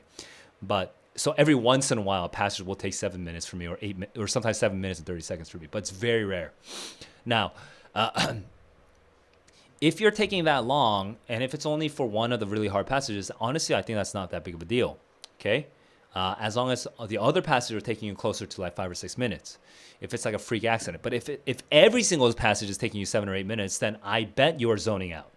I bet when you go into a particular section, like a particular paragraph, you're like, what the hell is this talking about? And then you aimlessly reread. Like you don't know why you're rereading. You don't know what you're looking for. You don't have a specific question in your head. You're not like targeting a specific area to specifically answer the question that's in your head. You're just sort of aimlessly rereading. And then when you aimlessly reread, it turns out you don't get the answer to the thing that's making you feel all frustrated and so like kind of stuffy and confined and kind of like anxious. The thing that's making you anxious, you're not resolving it. So what happens is you zone out, you flip, or like you lose track and you get dizzy. So there's all these things that can happen in that moment. If you're going to if you're taking 7, 8 minutes per passage, okay, on a regular basis, I'm pretty sure you're zoning out quite a bit. The problem with the zone out problem though is that there's not an easy fix. There are some stupid tricks you can do, okay? They're not totally stupid because they kind of do help. Okay, one thing is to have your pen on the page and to always have the pen and your eye, okay, I'll just do this here. Like have the pen and your eye always be sort of like tracking, because what this does for you is it helps you notice when you stop moving, okay? When you stop moving and you're zoning out, the nice thing is when you don't have a pen, for example, and you're zoning out, it feels like you're still doing work. But when you have a pen and you zone out, you'll notice that your hand is no longer moving. Wow, I look tired as shit. Holy crap. I look so tired. Anyway, but when your pen stops moving, it's like, I'm no longer doing anything. I'm just stuck, right? So the pen can be or in your case, the pencil. The pencil could be a really good visualization tool for tracking how frequently you zone out, okay? So that is one thing you can do. There are some other like cheap tricks that I don't think help you that much, okay? But there is one thing that might be interesting, okay? And is try ignoring the, like, let's say that one column is, how many centimeters is that? Is that like 5 cents? Is that like 5 centimeters ish? Try ignoring the first centimeter and the 5th centimeter and then just reading down the middle, and just force yourself to move. But this is a skimming thing, and this is not the thing that I normally that's not the kind of advice I would normally give.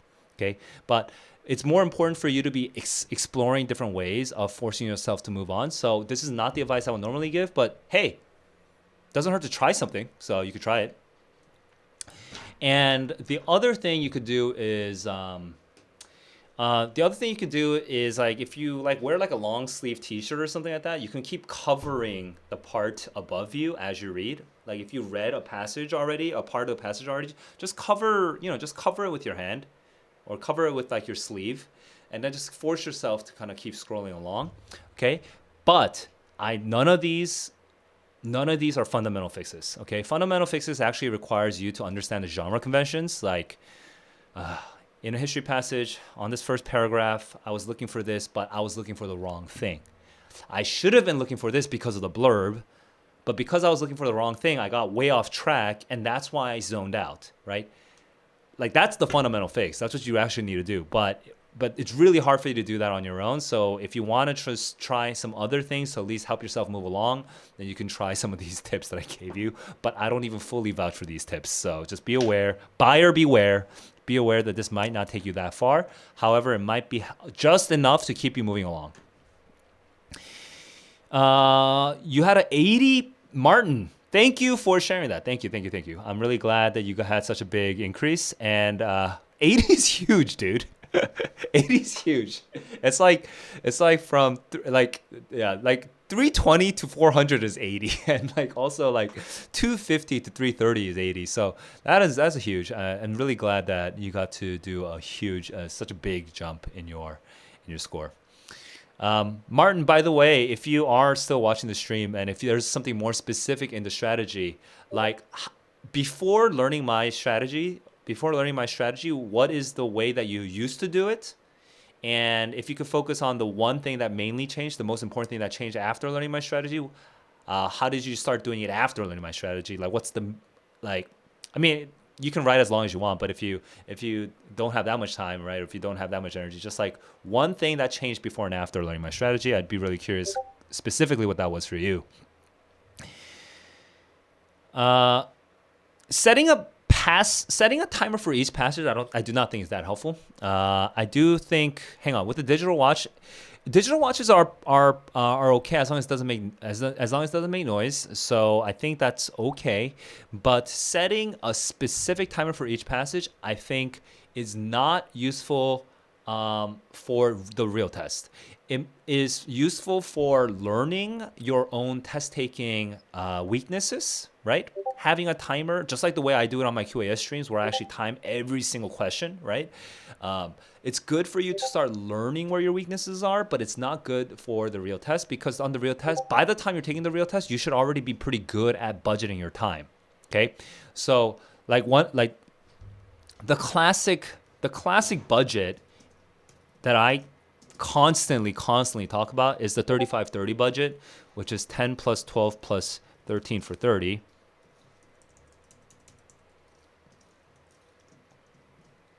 And then 15 plus 15 for 30 here. I'm just going to type it first so that you know what I'm talking about. Yeah, so the 35 plus 30 budget for your time, you need to be very conversant with like how long a passage normally takes you, and then you need to be able to like recalculate on the fly.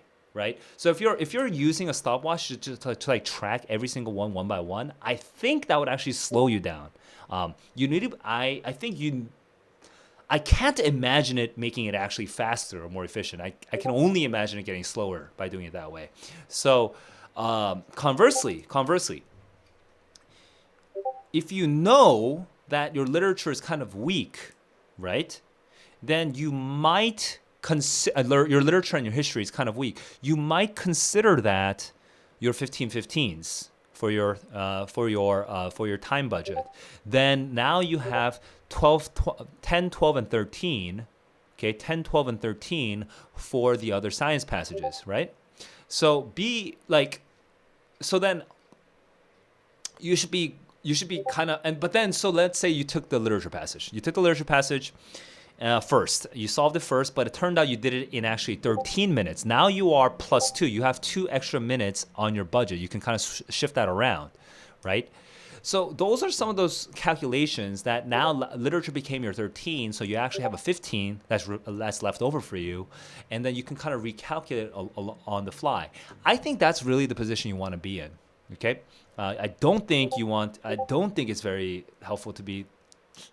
Yeah, I just can't see it happening. Like every single passage one by one. I think that's a little too much.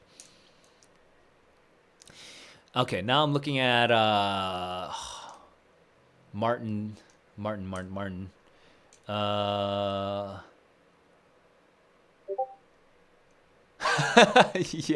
Yeah. Most people leave out the reading from the read. That is true. That's. Thank you for remembering what that's very flattering. I feel very good that you like basically quoted me. But it's true. What I mean by, at least I don't know exactly what Martin's takeaway from that was, but my main reason for talking about the everyone's focusing on the reading strategies, but not the actual reading itself.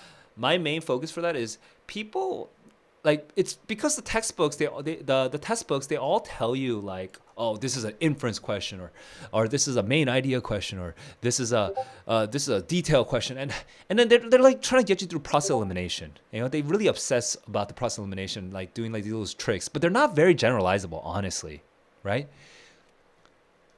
I don't I don't really know anyone who has spoken of it in a technical way,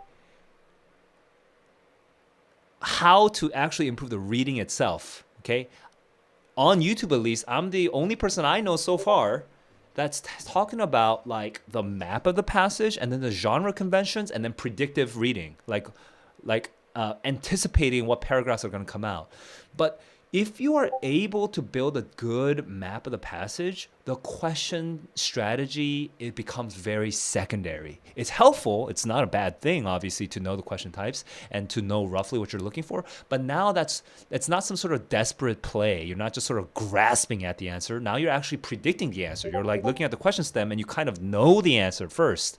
And then you're doing the process elimination. And then you're using the stupid question strategies. And then that's only increasing your confidence on a solid base that you already have. So I do think it's really important for you to develop your map of the passage, your ability to map the passage well.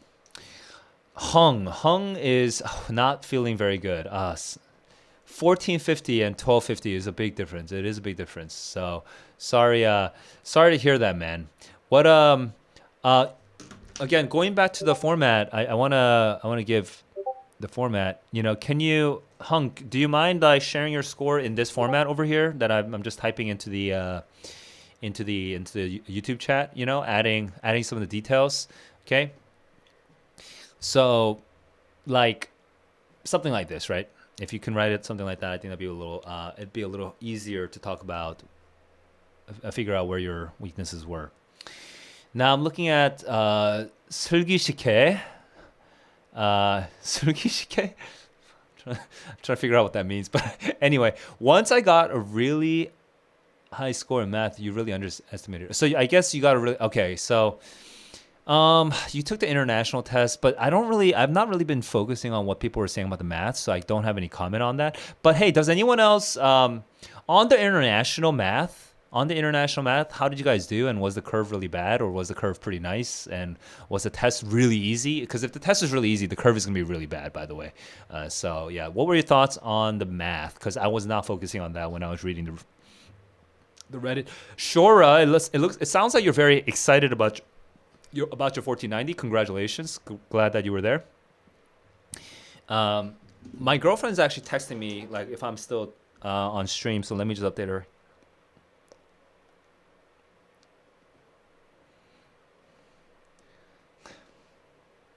Yeah, so she's out right now with a friend, so she's just wondering. Now going back to this, Aditya 1340 aiming for 1520. Yeah, you know what? Again, I think it's about time, because I'm hearing like 2-3 people all in one go talking about 100 200 point increases from their scores. Guys, it can get very demoralizing. Okay, it can get very demoralizing if you focus on increasing your score. It's a lot more motivating if you focus on increasing your ability. It might sound like I'm just playing like Jedi mind tricks with like little words, or like playing with words right now. But Yui, you should definitely check your score in the Discord server. And share your screen while you do it, and also show yourself on webcam doing a reaction, because no one has done that yet. Anyway, when going back to my point about this increasing your score versus increasing your ability, guys, this is true not just of the SAT. It's true of sports. It's true of music. It's true of like arts. It's true of anything that you get judged on by some external panel of experts, right? But but it has a fundamentally sound criteria for excellence, right? The SAT is fundamentally not. It's not a perfect score. It's not a perfect test, but it is fundamentally sound. The criteria are reasonable. They make sense, and it is predictive, and it's correlated with IQ. Sorry, it's predictive of future success in college and beyond college, and also it is correlated with IQ. So it is a good test. Okay, it's a good test. It's fundamentally sound. It's not some bullshit you play some like little numbers games with. Okay, you don't just like play like stupid like tricks like like I don't know, when in doubt choose B. Those are just minor things that might help along the way, but that's not fundamentally going to improve your SAT score. The SAT score is a reasonable closed system that you can actually improve on. And when that's the case, focusing on the external measure of success, like I have a 1350 and I want a 1450, focusing on that number is very dangerous because it could be very demoralizing when you don't see that number go up. But instead, focusing on, I want to be more confident in the inference questions. I want to be more confident on the main idea questions.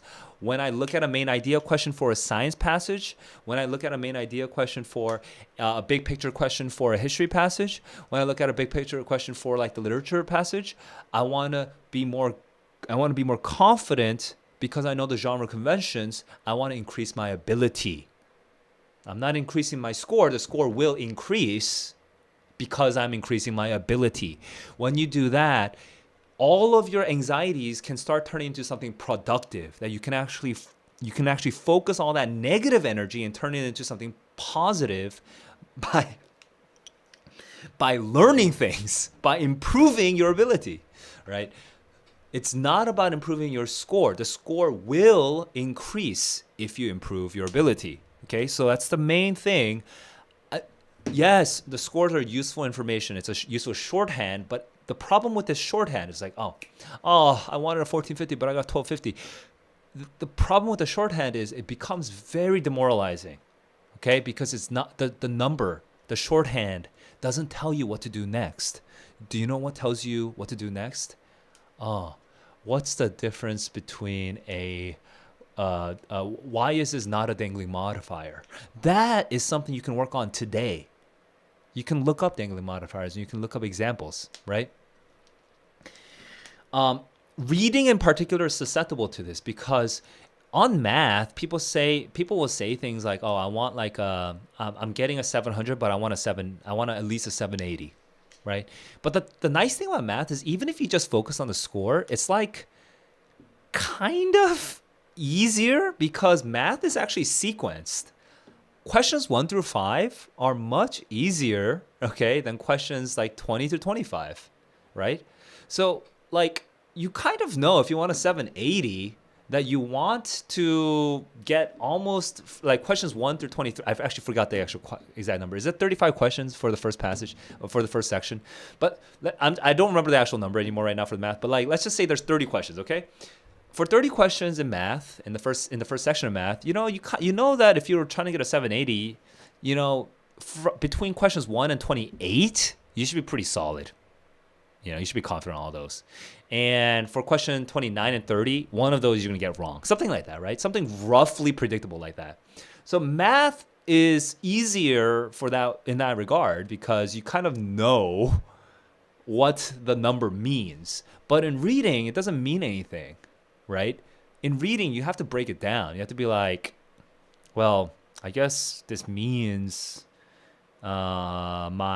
or writing is similar. Writing is somewhere in the middle, actually. Writing is kind of between math and reading because writing it's also randomly sequenced, but at least everything's kind of almost everything's very easy to label. So, but in reading, you're like, why did I not get this one right? You have to kind of think about the meaning of that and then figure out, how can I increase my ability? How can I look at this and draw a lesson that will actually make me more confident in my answer choices, right? Like what's something I could do on that? And that takes a lot more self-awareness and it takes a lot more thinking and it takes a lot more reflection, but guys, I don't think earlier Milan was sharing his experience. I don't think Milan made that jump from 1390 to 1570, which took him 6 months, 5 months. I don't think he got there without doing a lot of reflecting, without doing a lot of self-analysis, self-awareness. Okay, so that's my comment right now based on what some of you guys were talking about with the numbers. Okay, the score, you can let it depress you. Okay, you can let it depress you, or you can stop focusing on the number by itself and start breaking it down into specific things, specific lessons for how to increase your ability.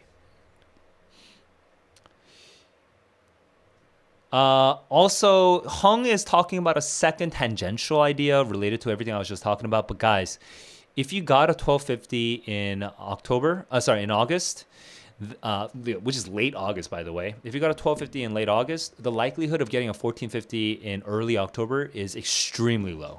And so you need to start breaking it down to more specific lessons. You need to start being more realistic about what you can actually accomplish, and be more concrete about the specific lessons that you need to get, like the specific lessons, the specific areas of mastery that you need to make your own, right? And actually start mastering those areas one by one. 1250 to 1450 is not going to happen overnight. Unless you're already a 1450, like your natural ability is actually representative. 1450 would actually be representative of 1450. 1450 would be naturally representative of your current ability, but you were just highly handicapped on 1250 for some reason.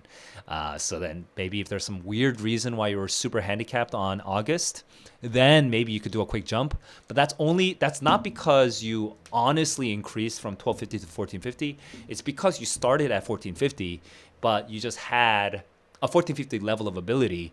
It's just that you are weirdly handicapped on August because maybe you were stupid sleepy, maybe you've never seen the test before, and so it was completely new to you and you're wasting time reading instructions, right? Things like that, That's the only other reason why you would jump from 1250 to 1450 within 1 month. Is it a problem that you haven't received your score yet, Anita? No, it's not. Many students are still waiting for their score. In fact, I'm going to do a quick refresh of these to see how many people are still waiting. But yes, not everyone has seen their scores yet. Okay, you'll see people in the U.S. Still pending, and international kids are more reactive because in the U.S. it's early morning right now. So yeah, people are starting to have their scores, but there's a lot of people who don't have scores, right? 13 minutes ago in Brazil, this guy did not get their scores yet. Okay. Aditya is asking me, am I going to review the August 2022 examinations, U.S. and international? No, I'm not, because they are not QAS. They are not publicly released. And if there are copies circulating, they're technically illegal. You're not allowed to be circulating those. You're not allowed to be circulating those materials. So the College Board may take legal action against you if they find out that you are circulating those materials. I will obviously not be circulating those materials. I'm very public, like my whole name. I'm a very public figure. I'm not gonna be circulating illegal materials on YouTube. That's insane. So I will not be reviewing them. I will wait until the October test comes out. October US test will be released. It will be a QAS, so they will release the October. When I say they will release, it's like the College Board will release the QAS to the students who pay for the QAS, and then some, oftentimes Chinese academy owners will release some sort of PDF version of those QASs. So I'll wait for the October. Dhruv shared 1480 International. Now, if you could be a little bit more specific using this format, okay, please use this format. Something like this, so it's actually a little easier to read what that 1480 means. I'm not sure what that 1480 means. If you have more specific questions too, feel free to ask some questions there. Dhruv. Aditya is sophomore year, so you guess you're good. You might reflect on the test when you get to see the paper. Would it be too much to take the exam in December? I mean, Aditya, I don't know if you're in the U.S. or in a U.S. school system where they just sort of administer the PSAT. Okay. But if you can take the PSAT, just take the PSAT. And if you just have, I mean, honestly, it doesn't hurt you just take the test, right? Especially if you're a sophomore, right? And like later on in the future, if you want to show like your record of improvement, in your sophomore year, you got like a 1350 or something. And then like in your junior year, you get like a 1480. And then like in your senior year, you get like a 1530, right? Like if you just show your scores to your colleges and you just show that track record of improvement, that's actually just more additional data. That's just additional data points for the college admissions offices. So that's not harmful. So yeah, you can totally do it. The only annoying thing, I guess, about that is paying money for the test that you're not really using yet. And I guess like preparing for a test when you could be doing other things. Those are some of the costs. Like, for example, maybe you could be working on building a robot instead. Maybe we could be working on studying your like proteins and enzymes.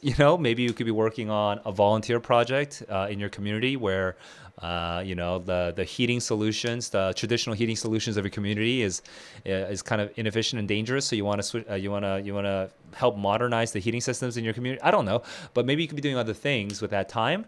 But if you think if you're not going to spend that much time, it's not, and that at that like $70-ish US is not that big of a deal for your family, then you might as well just take it. I don't think it hurts. Hung, Hung, you and I, we've gone back and forth on this multiple times. So Hung, I love you. I know you're trying real hard. I do think it is possible. Just to answer your question, you're gonna retake in December. I do think it's possible. Yes, you can get it, but can you, Hung, identify your weaknesses and start making concrete improvements on them? Not some far away distance away, but like starting today. Is there something you can learn today? Is there something you can learn today to make your confidence in your SAT reading and your writing go up? If you don't have anything on your mind, there's nothing for you to study today, then that means tomorrow are you gonna have something to study? Then the next day are you gonna have something to study? Like, how likely is it that you're gonna know what to focus on? The kids who make dramatic improvements like that, right? Like 1250 to 1450, that is a dramatic improvement. The students who are making dramatic improvements are making minor, very undramatic, very boring improvements every single day, right? They're learning more about independent clauses, dependent clauses, about modifiers, about different types of modifiers, about pronouns and antecedents. They're learning about they're learning what a protein, like they're learning that yeasts can be fungi, which I learned like a couple days ago because I forgot because I'm so bad with biology. They're learning what subduction is, right? But you have to be learning something every single day. Every single day. You need to be putting the work in, right? So, but you can't put work in if you don't even know what you need to improve on. So you have to have something to do, not just something to do mindlessly, but something that actually improves your mastery or something between now and tomorrow, and then tomorrow and the next day, right? And yes, if you can do that, if you can be making minor improvements every single day and your confidence is increasing little by little by little by little every single day, yes, you can get a 1450. It's not easy, but you can. You're also asking, Indonesians, Rania, by the way, it's not really, I don't think it's really gated by region. Maybe it is, I'm not sure. But yeah, your scores just may not have come out yet. It's a lot of kids waiting. Now, going back to Hung, do I have tutor? Oh, no, you're actually asking Dhruv, I think. You're asking if other people have tutors. Actually, I think that's a good, valuable. I think that's kind of worth asking everyone. Have you gotten tutoring?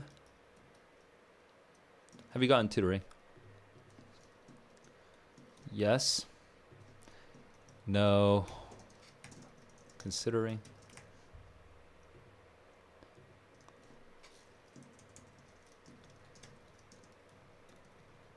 I've taken paid classes. Let me just write this poll out.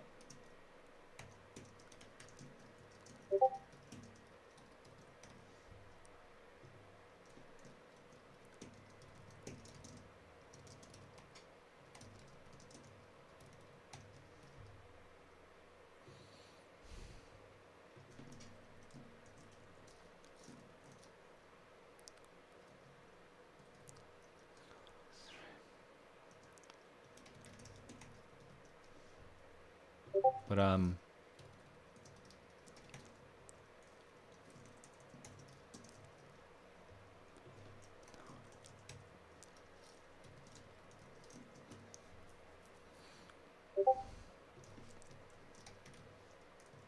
I've done.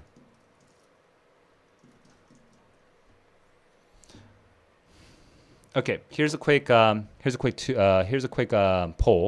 I am kind of curious how well you guys did, or how what kind of help you've used. Most people who have shared their big dramatic increases, most of them did not mention a tutor, and but also most of them were also making dramatic increases into the 1500s. Okay, which means that probably they're already very good students at school.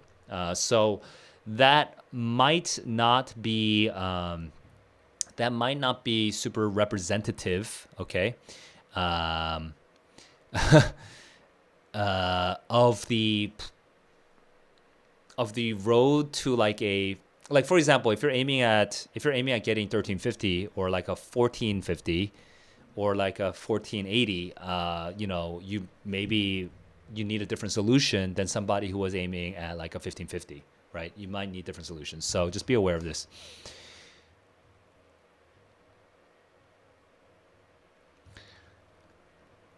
If I take this December SAT, can you apply for the ED? No, you cannot. You cannot do ED well, you can apply for ED, but you're going to be applying for ED with your October score, your August score / your October score. For the December SAT, that will only go into your regular application. Now, somebody correct me if I'm wrong. I'm 90% in everything I just said. You're going to go into early decision with your October or your August score. You can take the December SAT and you can submit that in your regular season admissions applications. Is that incorrect? If so, please speak up. Am I the only one who made unexpected mistakes in the math section? I'm pretty sure you aren't. Hayeks, I don't know how to pronounce that, but let me know if you do have. If anyone else had unexpected mistakes, please feel free to share. My SAT only says registered. Is there any problem? No, there's no problem. This thing, it's just, if you look at Reddit too, if you just double check Reddit while we're talking, you can just double check. Like people all over the world, they're still waiting. And then the registered thing is this thing that happens. Okay. Yeah, this happens to every other, like this happens randomly because of bad code. It's not your fault. Dhruv is gonna take the October test with a free mind. Because he's pretty chill, because he or she is pretty happy with his previous score. Evord asks, do I know any good websites for learning genre conventions? No, I don't, because sadly no one really teaches reading. They only teach stupid reading question strategy. So I do not know a single website that teaches what goes into a good science research paper. What are the components of a literary a novel or literary fiction, and what are the components of like speech and debate.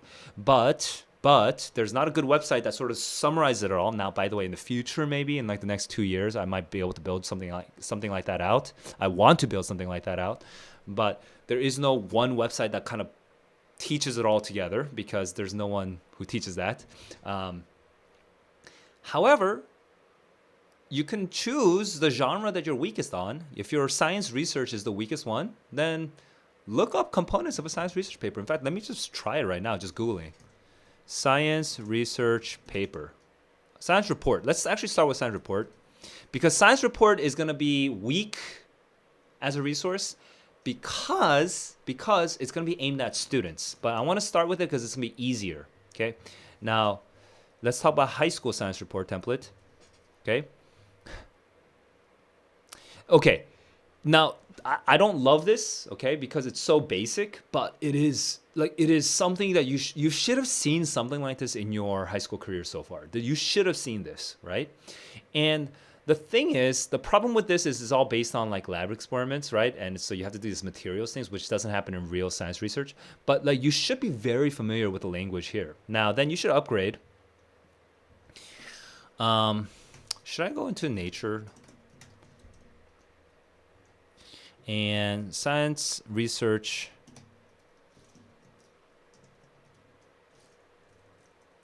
Let's try seeing. Let's see what happens over here. These are not going to help. These are not going to be. Nope. Okay, this is a little too much. These are format. Oh, well, the format is still important as a general background knowledge to know. Although this is going to be too general because it's an actual science research paper for scientific journal. But if you can get used to reading scientific journal articles, if you actually can read scientific journal articles, honestly, the SAT is going to be pretty easy for you. So I actually think it would be really good for you to like read science research journals. Let's see. I'm just going to choose some random article from nature.com.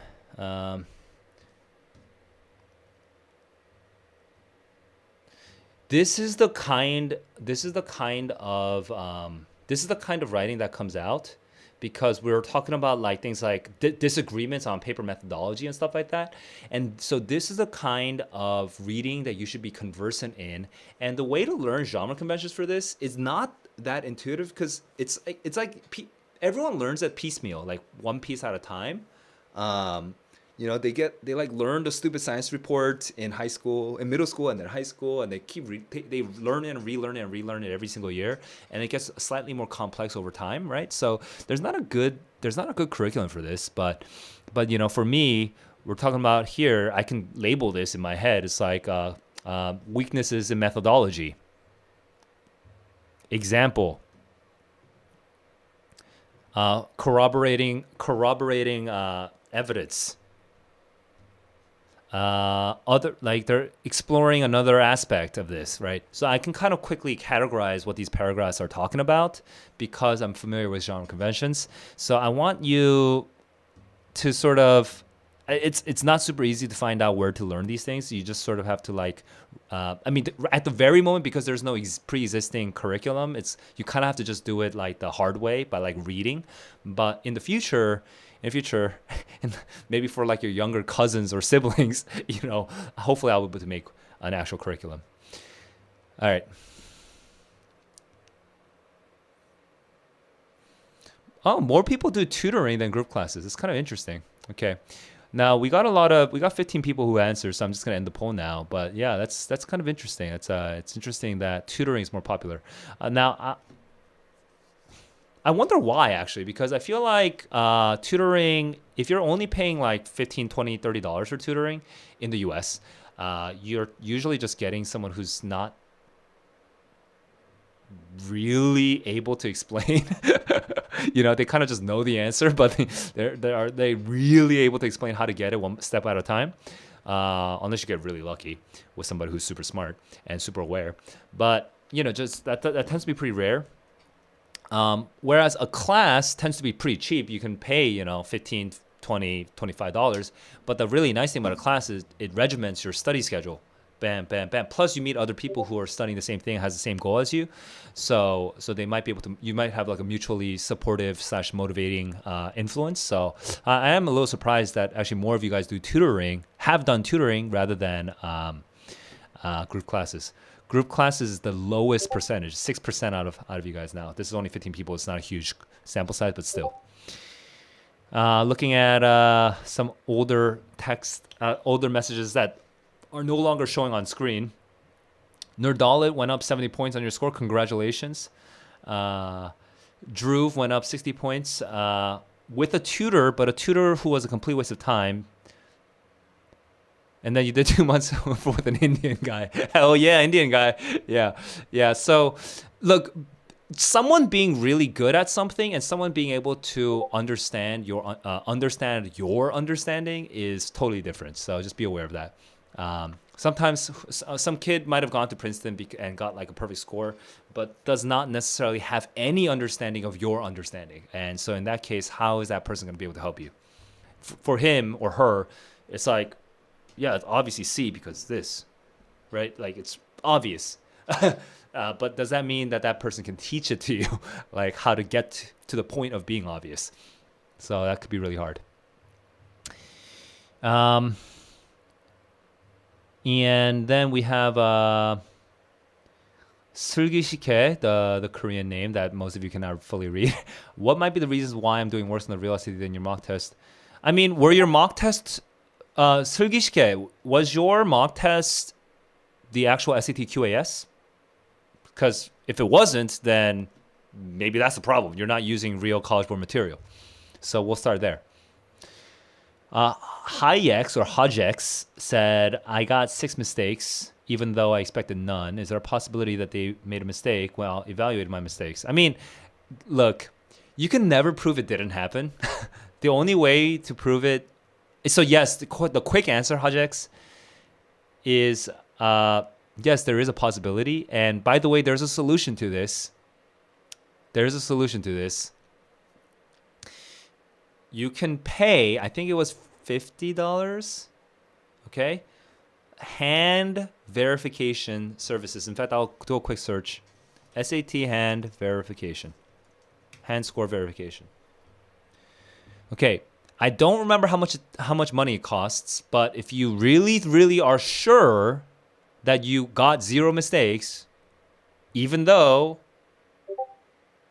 the College Board says you got 6 mistakes, you can request hand verification, okay?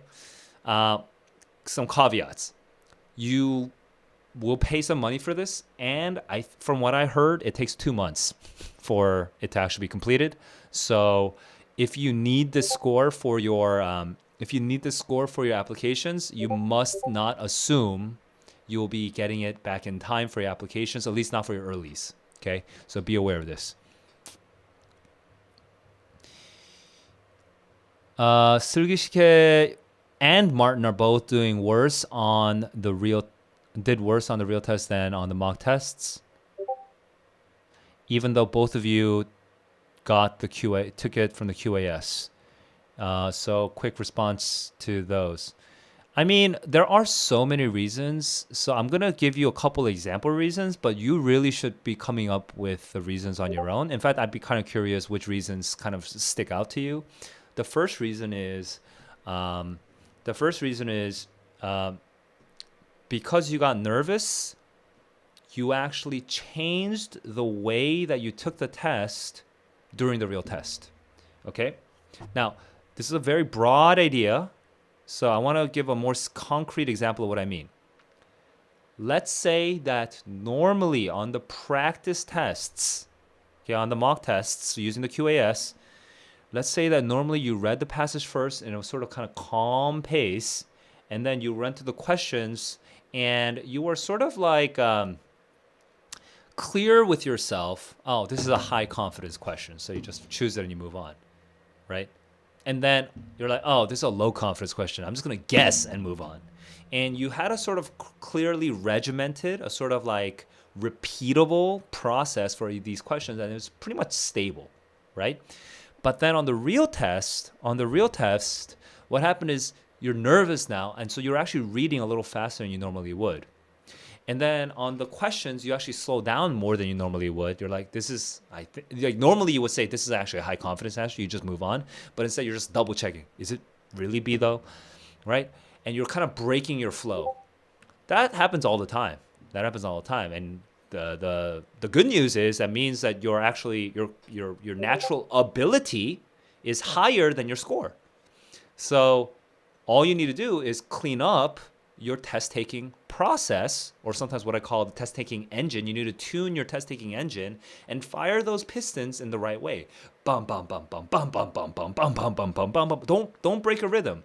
Find your rhythm, stick to that rhythm, never change that rhythm while you're taking the real test. Okay?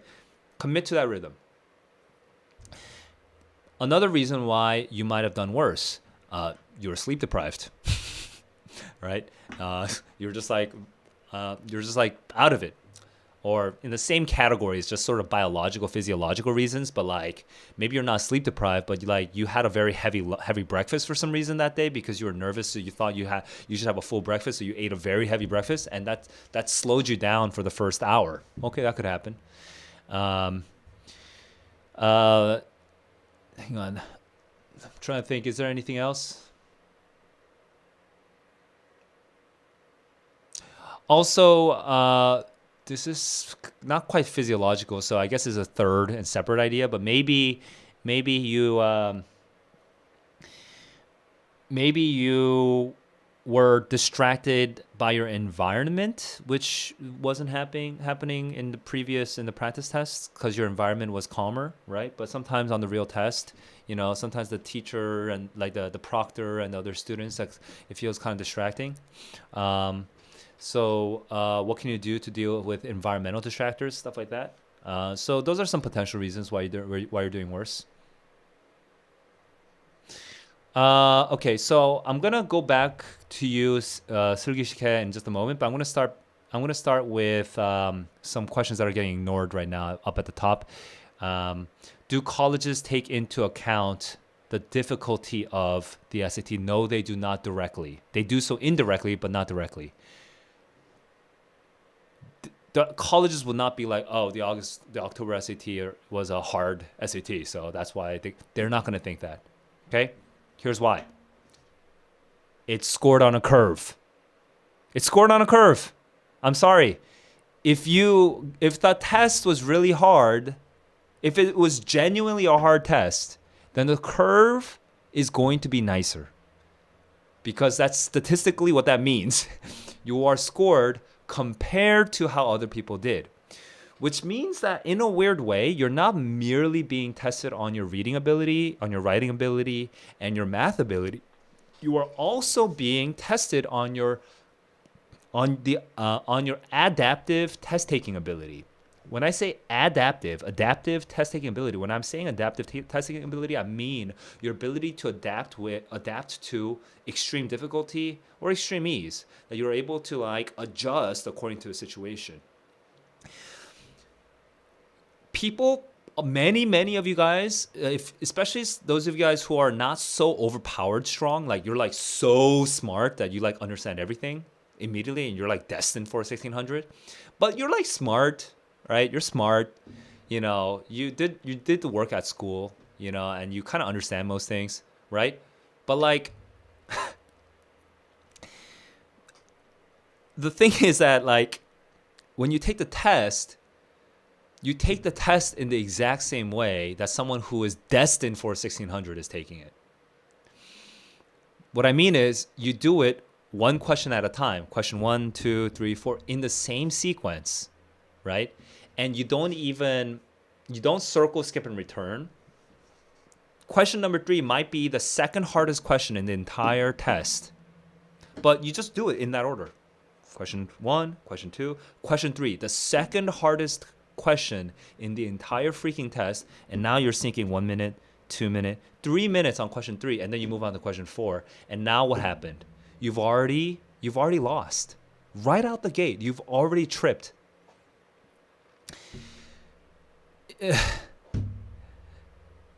So, a more adaptive test taker who is good at test taking is going to be more honest with their ability. It's like, holy shit, this is a hard test. Holy shit, this is a hard passage. Holy shit, question 3 is a hard question. I'm going to be adaptive. I'm not aiming for 52 out of 52. I'm aiming for 46 out of 52. This is a really hard question. This might be one of those 6 questions between. Remember, if I say I'm aiming at 46 out of 52, that means there are 6 questions that I'm not really worried about. This might be one of those questions.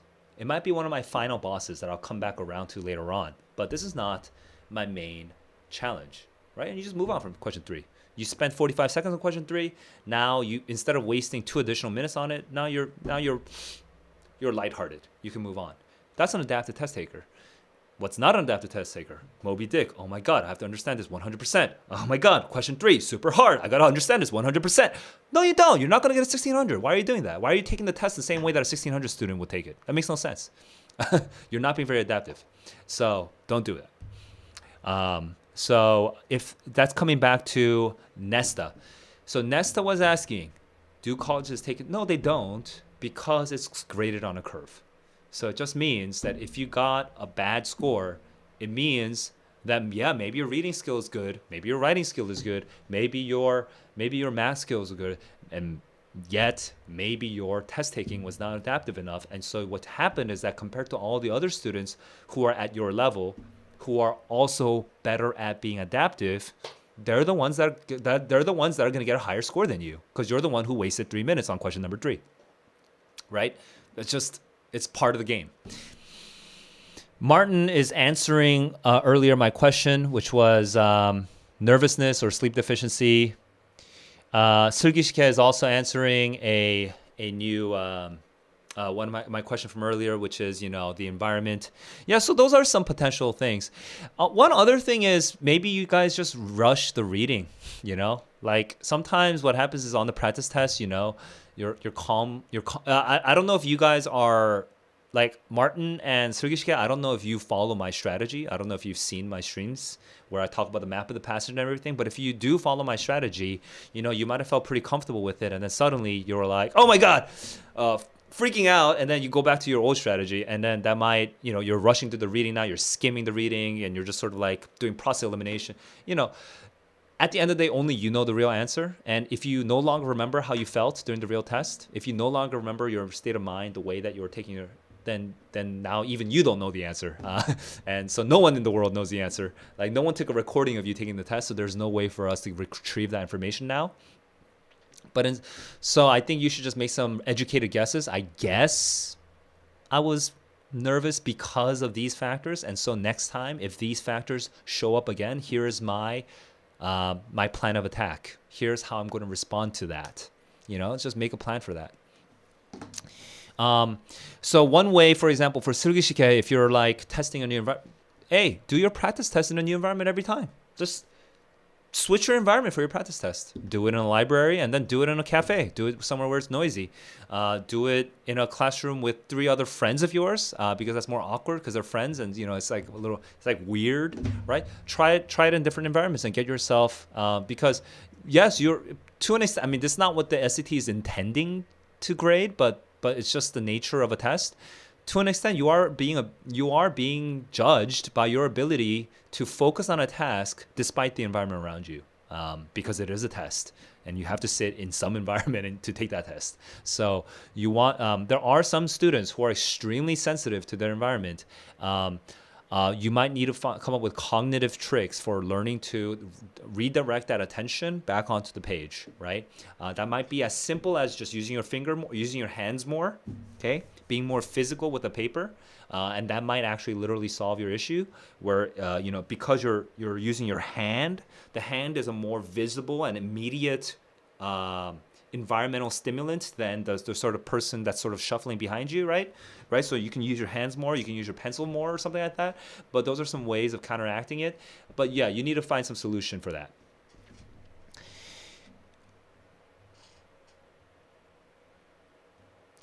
Yeah, so Parth is asking a very similar question, but no, colleges do not take into account the difficulty on that month. Yeah. Wait, what? Am I just... Parth and Ness are just re-asking that question. Okay. Anyway, I since I already answered it, I'm going to move on. Parth is asking, how is a 1420? 1420 is solid. I mean, like, it really depends on your score. I mean, if you're aiming at Harvard, no, it's not good. If you're aiming at... Actually, I'm going to just double check. I guess UIUC. But you're not aiming at computer science. Let's try computer science. But UIUC computer science is 1420 is not going to be good, especially if you're like Indian or like, if you're like Indian International. But let's just double check. Median SAT. 730. This is for reading and writing. And then what's 770 for CS? What the hell does that mean? Oh, for non-CS. I see. 774. So you need to have 770 for reading and writing for UI UC computer science, right? Like, do you have that? So, you have to be more, you have to be clear. You have to be more specific about that 1420. Is 14, I mean, the best way to answer your question part for yourself is look at the score look at the school that you want to get into. If it's a large school, also look at the department that you want to get into, and then look at the median SAT score. And then consider yourself disadvantaged if you're Asian and international. Then do not look at the median anymore. Look at the top 25 percentile, and then try to be there, right? But look at those numbers, and then and then that would be the way to decide whether your score is good. It really depends on what score you want, what school you want to get into. I mean, if I always make 10 to 15 mistakes in the reading practice, will you be okay in the real test?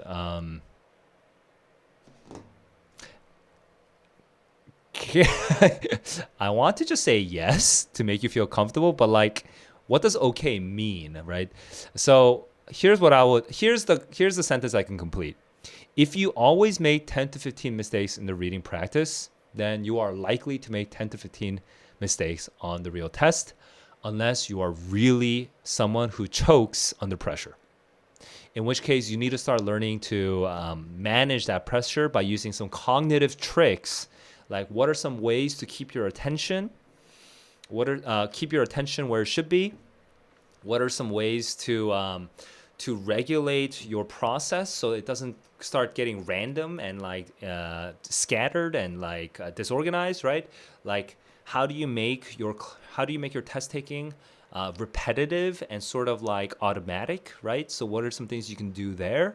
But those are the sort of questions you should be asking yourself if you are somebody who chokes under pressure. If you're not somebody who chokes under pressure and you're pretty confident that you're going to be able to take the SAT in the exact same way that you take the practice test, then yeah, you'll be fine. But it's not because of the number of mistakes you're making, it's because of your ability to manage pressure. So that's my responses there. Okay, so I've been on stream for about 2.5 hours, 3 hours, almost, no, 2.5 hours. I'm getting really tired. So I'll take any final questions, and then I think I'm gonna, if 10:25 is the cutoff for any more questions. After 10:25, I'll answer no more questions. I'm just going to quickly see what else has shown up on Reddit, and then I'll just do a quick skim of what's shown up on Discord. Okay, the US kids are still not really active on Reddit, mainly because it's still very early. They're still in school. Now I'm just double checking.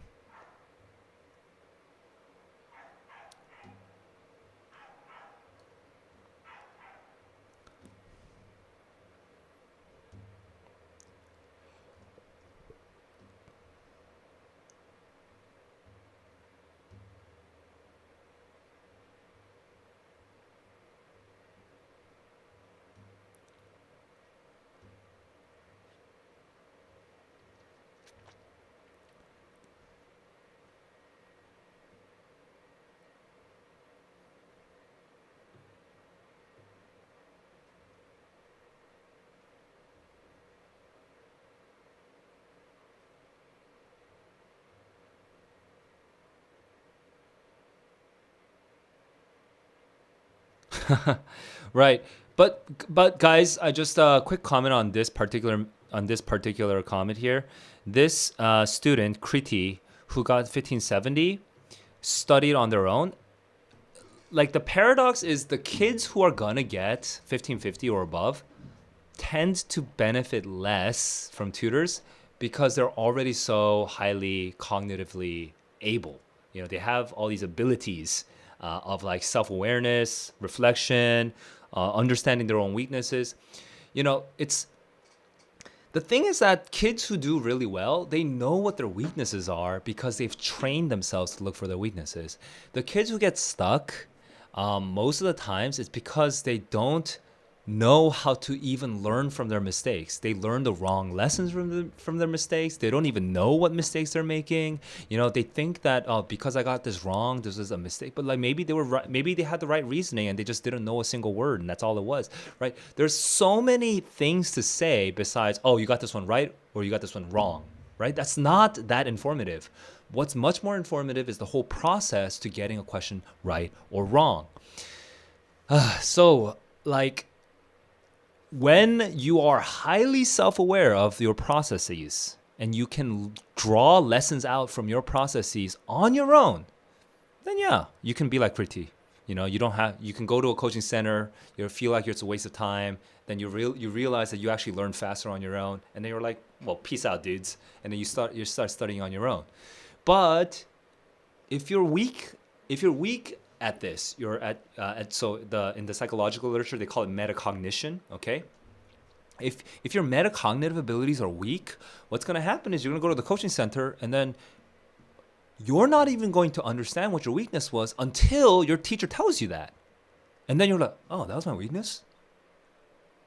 And then in that case, you really shouldn't just leave that coaching center. You really should use your teacher's expertise to be like, oh, I guess this is what I need to improve on. And then now you're starting to learn what your weaknesses are. And then you can start to identify the areas of mastery that are ahead of you.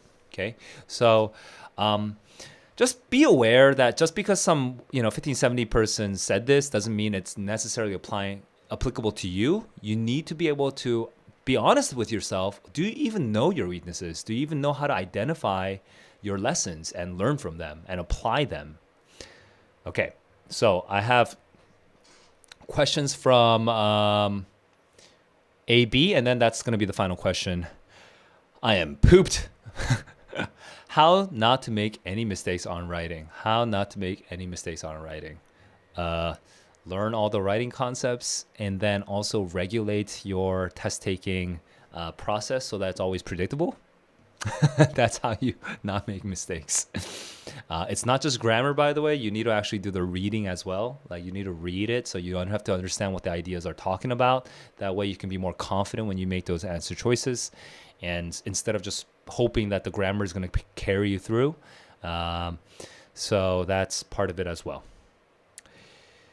Okay, that's such a broad question, AB, that it's hard for me to like answer in any sort of concrete way. But yeah, that's that. Oh my God, I'm gonna die. I've been talking for 2.5 hours.